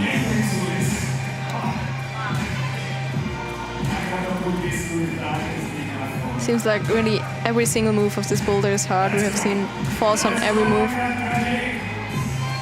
Yeah, it's a really unsettling way to start a competition, actually. And, you know, sometimes we see setters unsettle athletes in different ways. You know, it might be a slab that's super precarious, but I think they've just gone, you know what, we're going to press the big red super hard button. There's definitely one of those, and just go for it. Although maybe Anna and Naile coming out after Janja will know that this is a hard boulder. Do you see her not coming back after 2 minutes? Yes, that's got to be intimidating in its own right, hasn't it? Or maybe you see it as a chance, like, if I'd be the one doing it, really going to help my score. Oriane, one move away, presses up, hits her with the right hand, and that was vital for her to get into the final. Needed that top. Also because she didn't get the zone on boulder 1. She'll need to catch up on the next 2 boulders. Yes, she will. So she walks off. Oriane, always lovely personality around the circuit, just never particularly worried by life, just enjoying being one of the best comp climbers in the world. Okay, so a top on boulder 2. It's becoming a bit more routine now.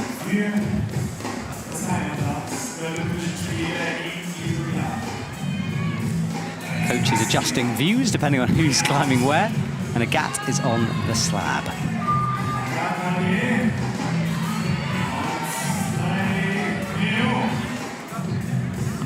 Naile, no zone yet. Not many women have, only 4 so far.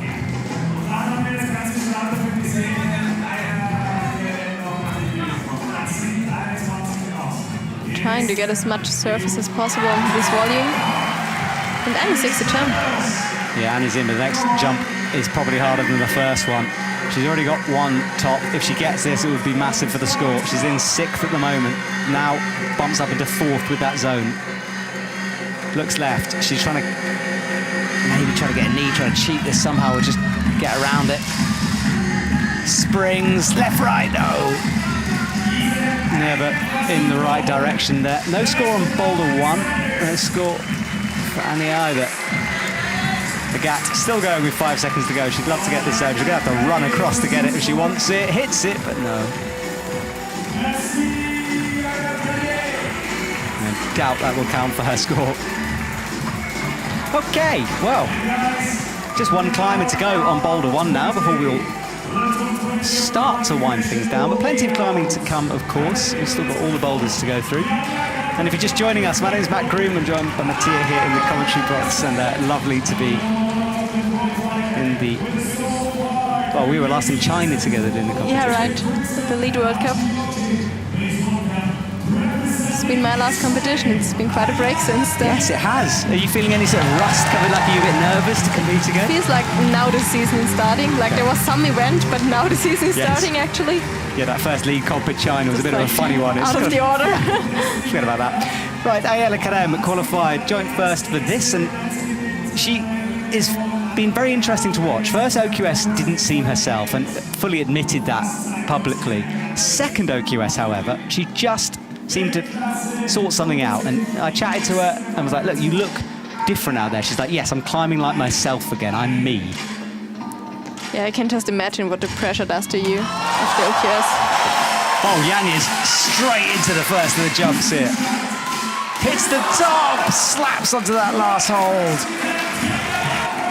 And that's the difference, like she's flashed the first move, so if she can repeat it, she will have many tries on learning the second one, which is already the last one. Agreed, closest we've seen anyone come on that. Had a hand on that final hold. You have to match it and show control. You can't just do what she did and touch it. But she already moved into the top spot now. She's leading.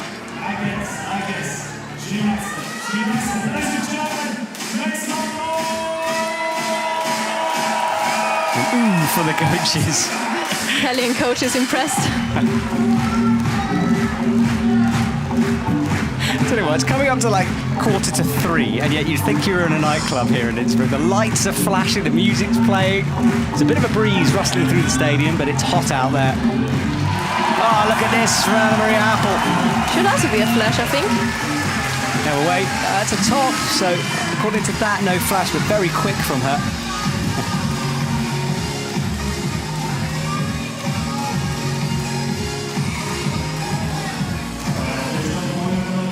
Yeah, she did it second go.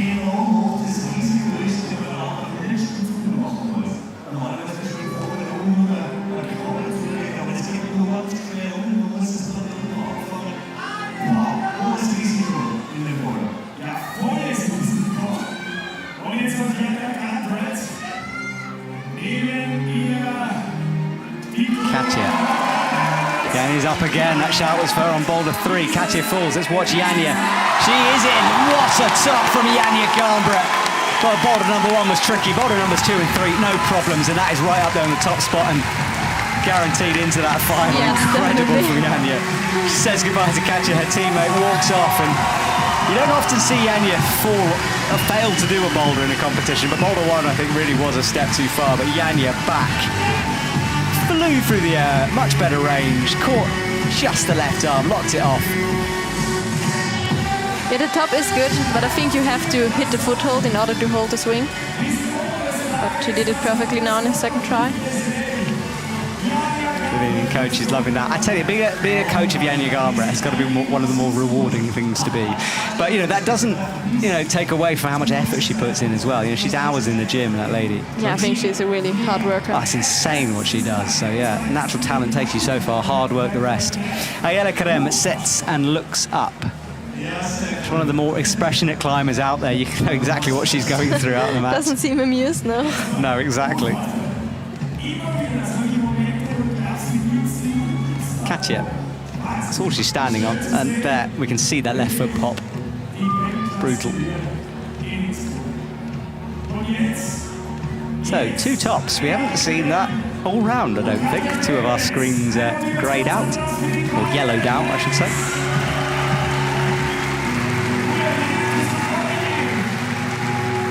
Look at that, shaking out that right hand, breathing hard. 40 seconds to go for her, and no zone on the first one.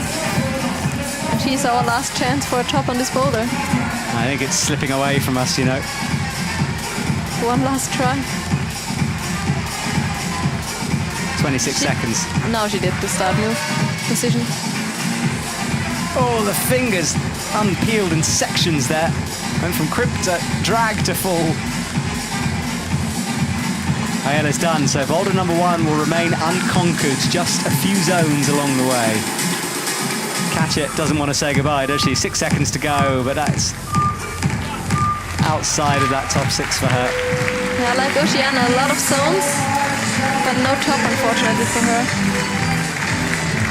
Well, we talked about small margins when people climb a lot of boulders, and there's also small margins when they don't climb a lot of boulders, so however you look at it, I'm looking back at those clouds though, a little worried. I think we should get through the semi-final though.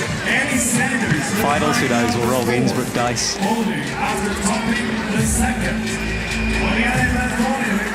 Oh yeah, just taking her time. I love it. Love it, love it, love it.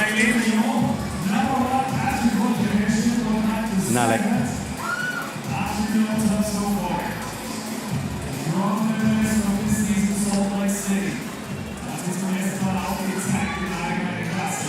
Hits the underclings. Oh, wow! Jumping straight for the pocket, and it looked good, to be honest. It looked like that should have been the way. Maybe it was all the way into. I mean, I definitely read it how everyone else had done it. Yes. She was thinking outside the box. It was brilliant. Like, no hesitation, straight for the pocket. So, right foot on the dish. Oh, you're going to have to be careful with those hips. Now, trust the left. It's sliding, though. Yeah, that left hand was just slipping off gradually. Yeah, she'll want her right foot further to the right, maybe on the tip.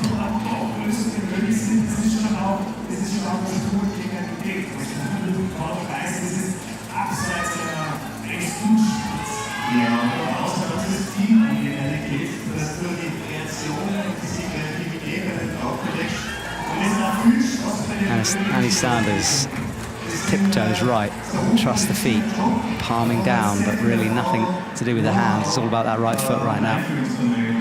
See how black the volumes are from climbers slipping. Boulder number 1 is now grayed out. We're done with that one.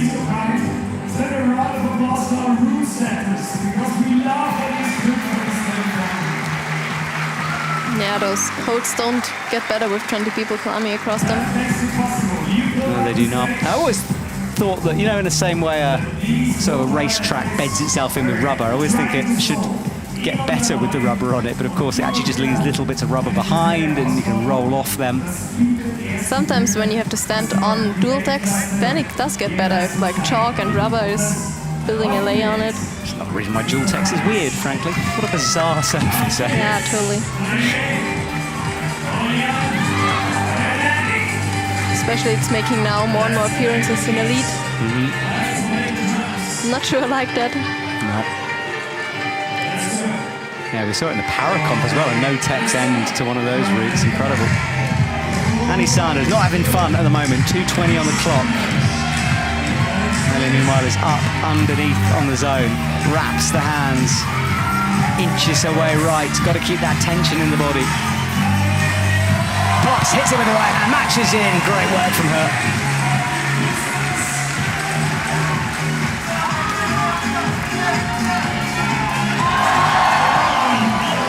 Also, Ariane is now the last move for the third boulder. You can see at the top. Oh yeah, she's running. Annie's going feet first on the right as well. Ariane falls. Yeah, Annie was trying to get that right foot all the way out.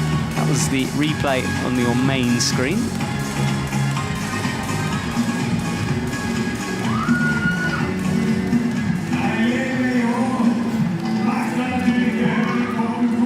Annie Sanders has a look at the clock. Has got some time, but no one's figured out this slab yet. And only one zone by now, Nakamura. Yeah, super close scores. Not the best of separations there, from third down to sixth. Top 2 though out in front, Yanya and Jessie.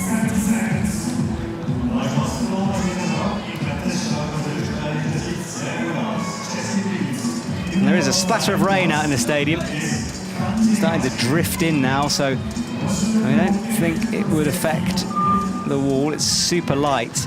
Might drop the temperature down a bit though, which they'd like. You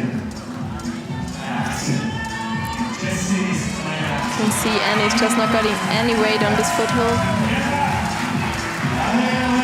Ariane, ooh, tries it. Oh, just a chalk up, thank goodness. I thought she was going to rock up on that then. Right, gets herself set. Trusts the foot, spring, hits the black, no. I think once again, the foot was just slipping in the moment she wanted to drive off it. she'll have another go.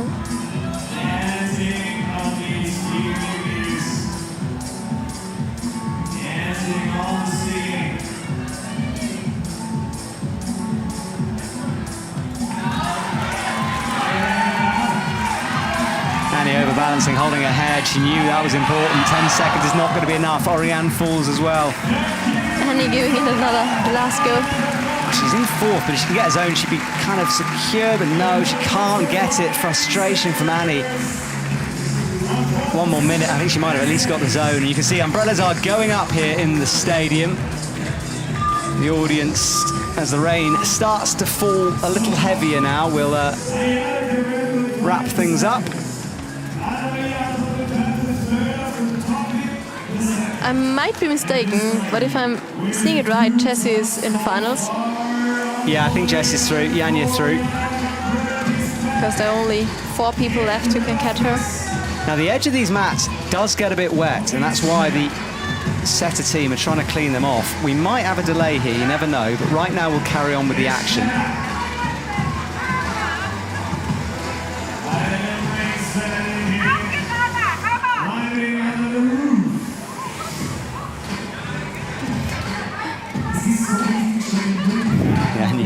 Rolling off the mat. Yeah, what can she do here? Niela Krem launches left, hits the pocket, but can't quite hold it.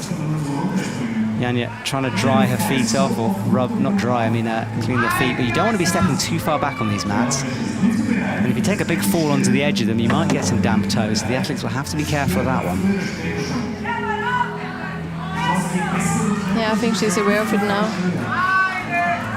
Because she needs some space to run into the boulder. Yeah, Janja understands this game. She won't be caught out easily. Rain did drive through. It's eased off a bit now, which is good. I think as long as there's no wind with the rain, we should be fine. I think it's not so, too heavy. Yeah. I think it's going to stay away. Fingers crossed. So this is Janja. That's all she's standing on, trying to get something on the very edge where the volume meets the volume, where there's a line. No, the left foot kind of bobbles. Well, Janja's smiling. I mean, look, she loves a challenge. She hates it when routes and boulders are easy. She's certainly got that today.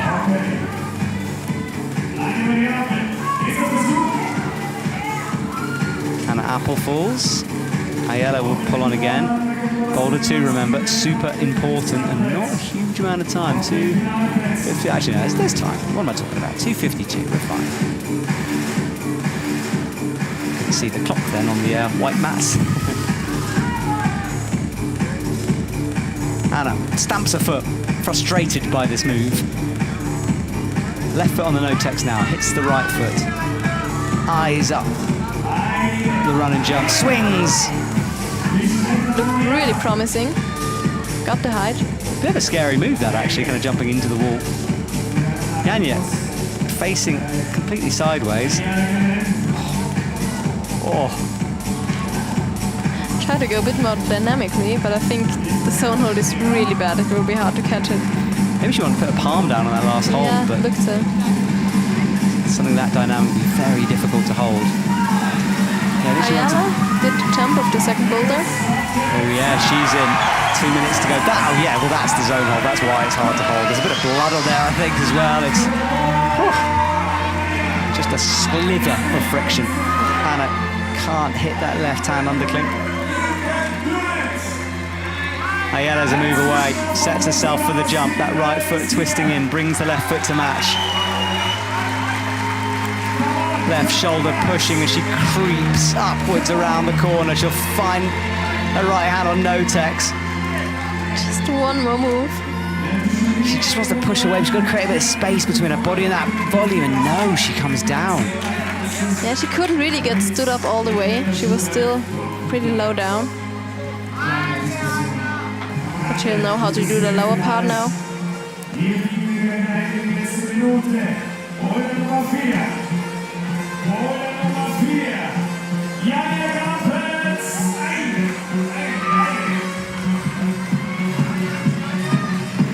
And the sun is back out.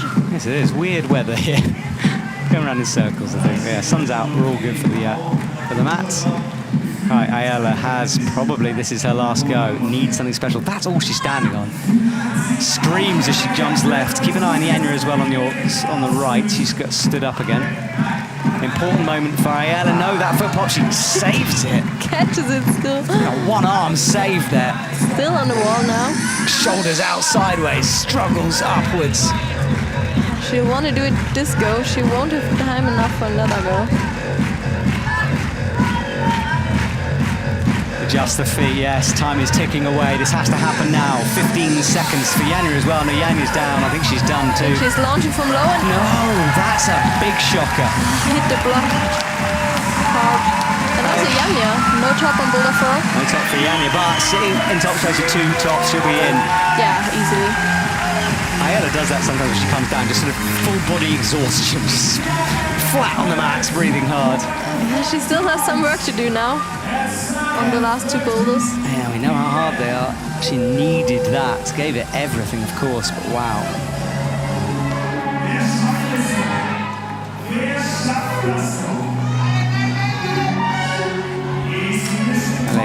On women's 3.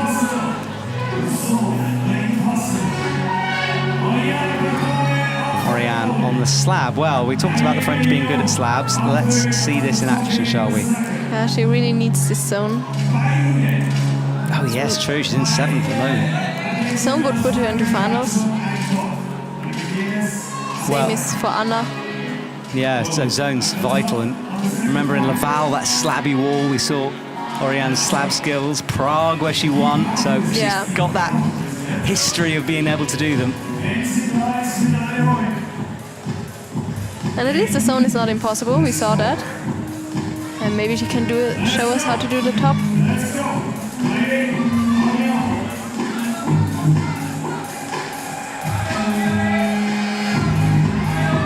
Oriane creeps the right foot. Oh no, slips immediately.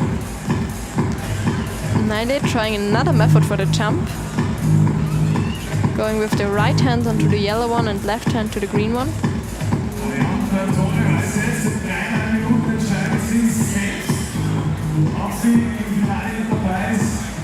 Wow, 3 minutes 33, and an important moment here for our competition.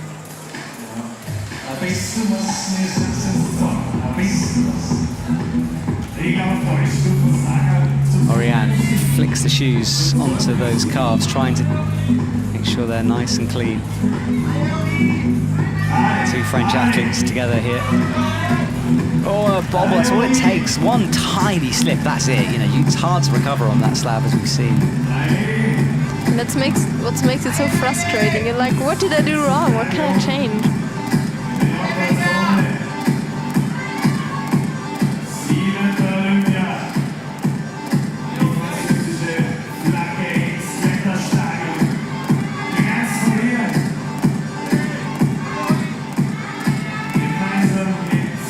Crosses through, doesn't work. Oriane stands up again, but no. She blows the hole. Frustration from her. Emma needs this. Only one person's got this. Yeah, I think she'll know that the zone here would be good for her score. Trying that sideways method we've seen.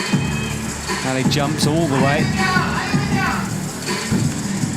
Super frustration from her.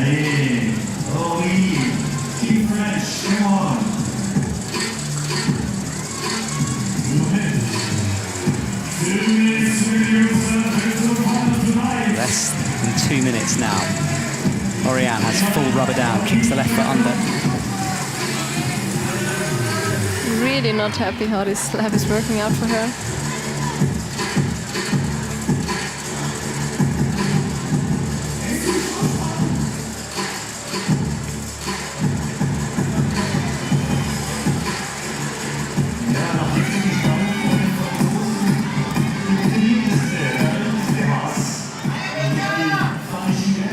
Hard to get out of this position, generate any momentum to go up.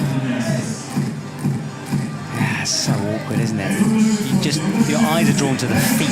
That's all I'm watching. Yeah. Just waiting for the first bobble. That's better from Oriane though. Fingertips on. Progress, but a minute to go.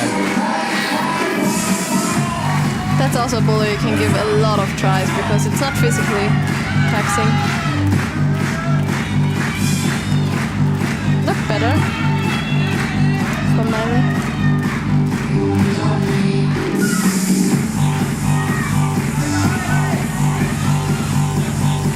I just think it's almost impossible that if I hadn't seen Mal step across it, I wouldn't believe it. You know? True.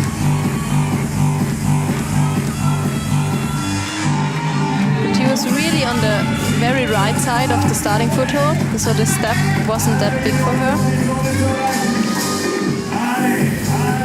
She's going again and again, 25 seconds. This could be Oriane's competition done. She shakes her head. Is she done? I think she'll give it one more go. First move's locked in as the rest of them are so problematic. Oh, that foot bobbles again. She saves it this time.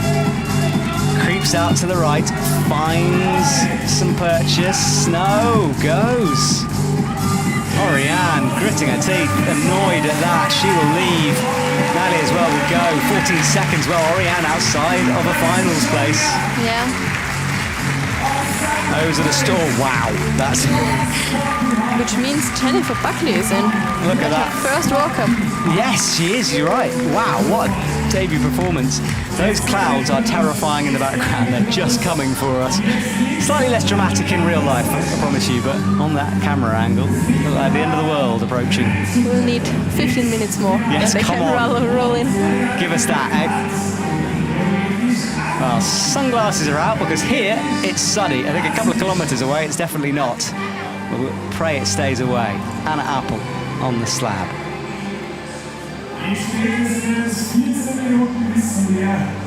And Ayala Karem needed Boulder 2. She has got to do something incredible on the next couple of climbs somehow to pull this one back. Yeah, she'll need to top at least one of them. And probably get the zone on the other one. So big ask for Ayala. Anna Apel as well. She's in 8th. Bit of a way away. She needs some top sit. I think the zone is enough. Yes, sorry, Two yeah, zones, she will move up to 3rd place probably. I mean, looking at a scoreboard, your eyes look down the right, no one getting it, apart from Mal. Stepping through with the left foot. Let's see if this works. That's not a bad idea, actually. It looked promising, yes. She can slow it down a bit now. She seems comfortable standing on those volumes.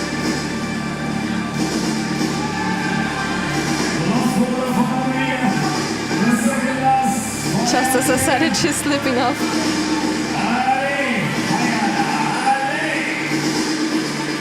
Ayala tickles the last hole but can't do it. Sorry, the middle hole can't do it. 3:15. Now in the danger zone at the moment, down in 6th.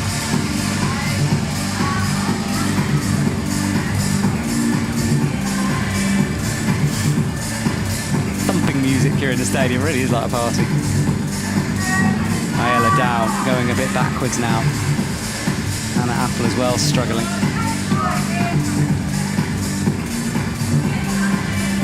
Getting straight back on.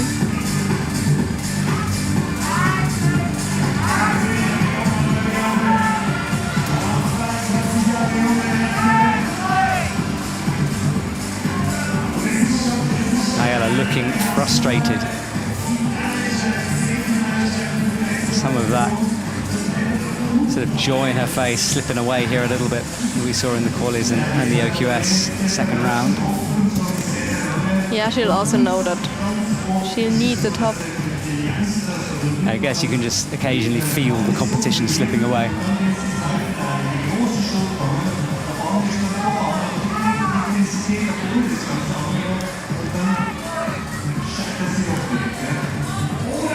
Trying the step-through method again. I think this is a good idea.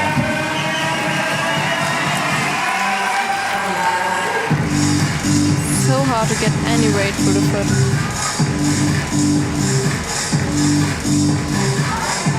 Right, Anna Apel makes some adjustments. Will she do it again?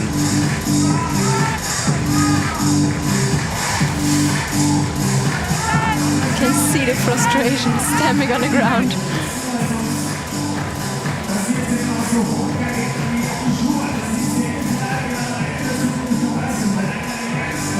So Apel matches with 2 feet, stands right on the top now. Adjusts, twists, turns, goes. Ooh, really? Okay, she didn't stand up high? No. I don't think you can because it's slippery on top. It's got to be. I thought for a sec she was about to try it. Creeps through. Ooh, this is interesting. Wants maybe a cam in underneath. Changes her mind. Delicate feet. Hits the right. Adjusts. Stands on one of those screw holds. Oh, the edge of the volley. She just tried. That was the everything go, you know? Totally. Whatever she could think of, she tried it now. Goes again. Almost 30 seconds left now. Vital moments. She's sitting in 8, needs this.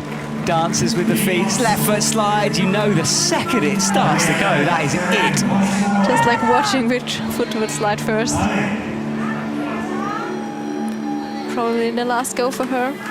Last chance to get into finals. Yeah, careful with the feet. Creeps over. She is doing this crimp on the edge. Right foot bobbles. And, this driving me insane here in the commentary box, this slab, let alone for the athletes. 4 seconds, she'll launch for it. Everyone always gets better on that last go. Yeah, just... Or further across. I don't think it's better necessarily. Although, yeah, they're not getting it done. That was vital for her, and that's a no-go.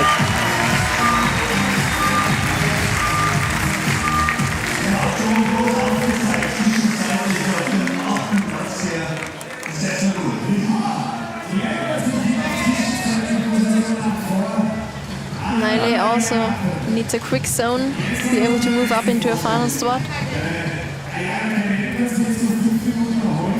Yeah, it's important moments here.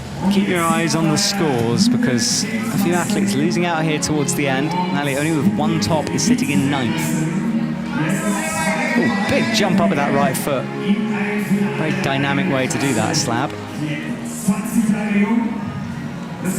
The rotation of the rain has returned. It's starting to drizzle out there. Do you have that word in German, drizzle? Is that a very English word? It means like very light rain. Yeah. Okay. We have nieseln. Oh, nieseln. I like it. Sounds similar. As I said drizzle, I thought nobody's going to know what on earth I'm talking about. Unless you're sort of English, you're used to British weather. It's one of those. I know what you mean. Crimping. My fingernails hurt watching that. Turns back to the brush, cleans up that yellow volume. I think she has 4 tries to reach the zone to be in finals. 2 of those already gone.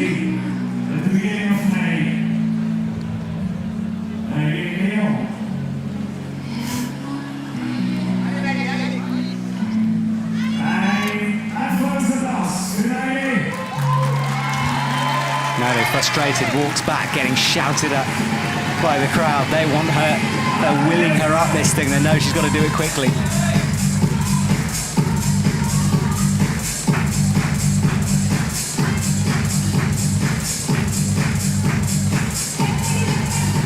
There's a bit of a flat spot on top of that volume, but it's... I think it's tempting to go there, but then the next move does get further.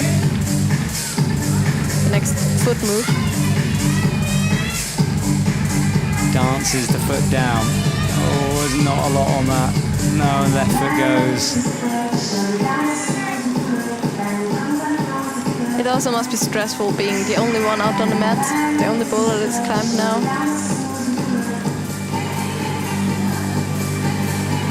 Yeah, she'll feel that pressure. The audience is got pretty tense as they're watching. The cheering has been replaced by sort of a nervous babble every time the athlete goes.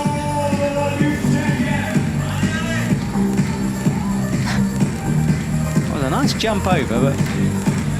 Last minute dynamic jump. Yeah, we've said goodbye to all of our boulders now, so we're nearing the very end of this comp. We get to focus on this slab, which is a tricky way to finish the competition. The athletes slipping and sliding all over the place. Also, she will know that it's a hard slab and there haven't been any or many tops, but she won't know how hard. Like, she can't really guess that there's only been 1 zone yet. Yeah, true. So she knows she's up against it, but just not quite this up against it.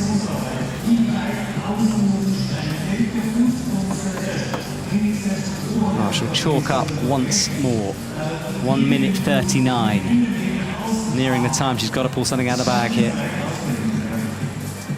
Oh, so chalking up on this slab is only for the mind, I guess. There's nothing to hold on to anyway. Yes, I haven't really thought about that.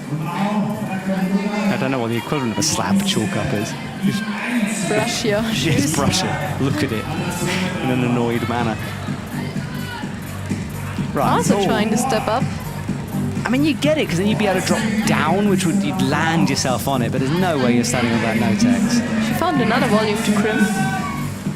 Her fingernails clearly made of steel. Oh, wow, that's... Doesn't look too bad. No. We've said this before, though.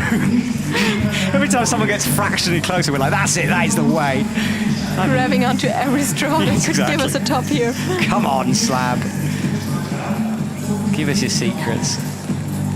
We already have one boulder without a top. Would be nice to have a top on this one at least. Would be, yeah.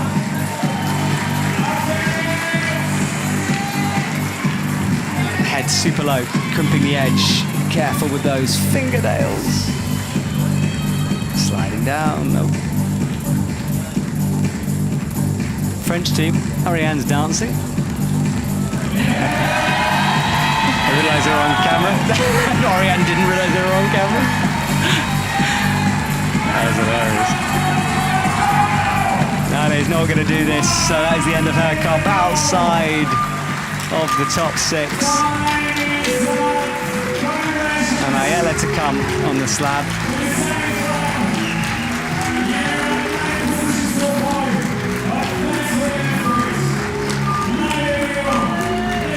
Yeah, I guess she'll have to pretty much flash the slab in order to have any chance for finals. Yeah, big ask for her then on a slab that no one's... Oh, she ran, dropped a... She'll... Yeah, back now. Okay, so big moment for Ayala. 5 minutes between us and the end of the comp. But knowing what this boulder's like, I think we might have our top 6 here. Currently, Yanni Garnbret, Jessie Pilz, Jennifer Buckley, Fanny Gibert, Annie Sanders, and Mao Nakamura. They will be tonight's finalists unless something incredible happens in the next 4.5 minutes. I do like it when a comp comes down to the very last boulder, though. It's sort of, it does. It's exciting. Yeah, it builds towards this moment, and it is exciting. Actually, I think that's it for Ayala now, for the final. She can still improve her score with her top.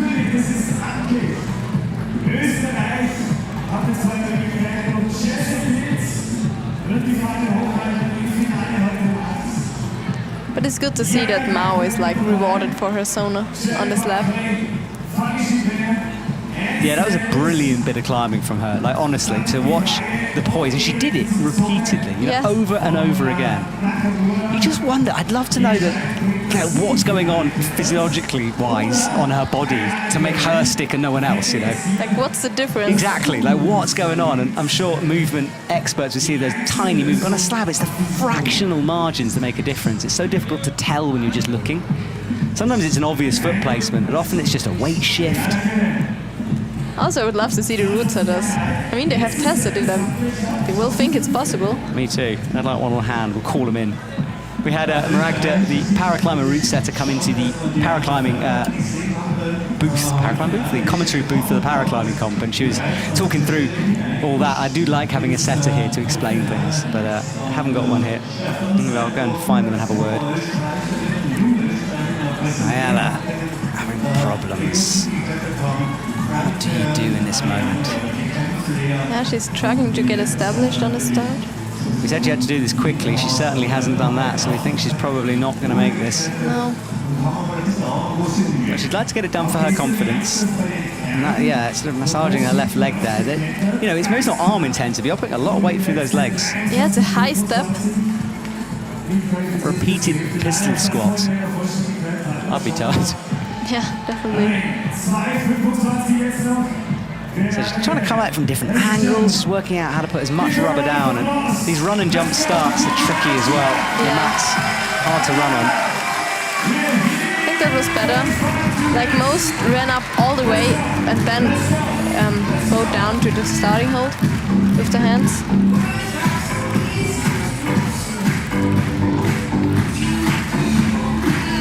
currently in 18th. Just with that zone, Boulder 2 let her down earlier on in the comp. That could have made a big difference here. Yeah, Boulder 2 was vital in this round. If you didn't do it, you had no chance anymore. Yeah, and when you are aware of that, as I'm sure she would have been, it ramps it up a bit more. In the same way as flashing, yeah, if everyone flashes a boulder, it puts the pressure on you. You know, if no one's doing the boulder, the other boulders apart from one, it really ramps up that screw. So 1 minute 20 before our provisional results will be confirmed. Remember, appeals can come through afterwards.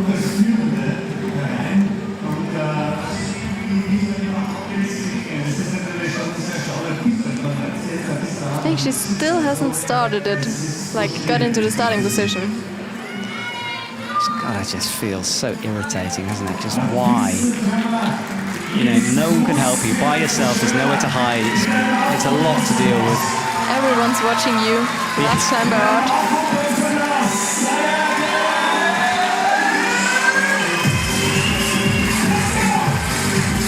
I don't think the music is necessarily helping. You sort of want to be a little bit more chill here. Finally gets it done. But now she'll only have like 1 or 2 tries to get to the zone. Yeah, and 28 seconds to go. Not a lot of time here. Oh, it's so vicious. No, and then she's got to do it all over again. I think at this moment I'd say goodbye, and she does. So, barring appeals, we know our top 6. We'll wait for those results. Says goodbye to our crowd who appreciate the effort. They know that she had to really dig deep there just to keep on trying it. Driving the arms forward, feet up, much rubber as possible. Her face, she was so happy when she did it finally. I didn't see that on that wide. Brilliant. Yeah, it was like a mini top for her. It was awesome. Well, our audience will start to back away and we will say goodbye to you. Remember, come back tonight for the finals. It's going to be pretty intense if that semi-final's anything to go by. We'll just wait for these results.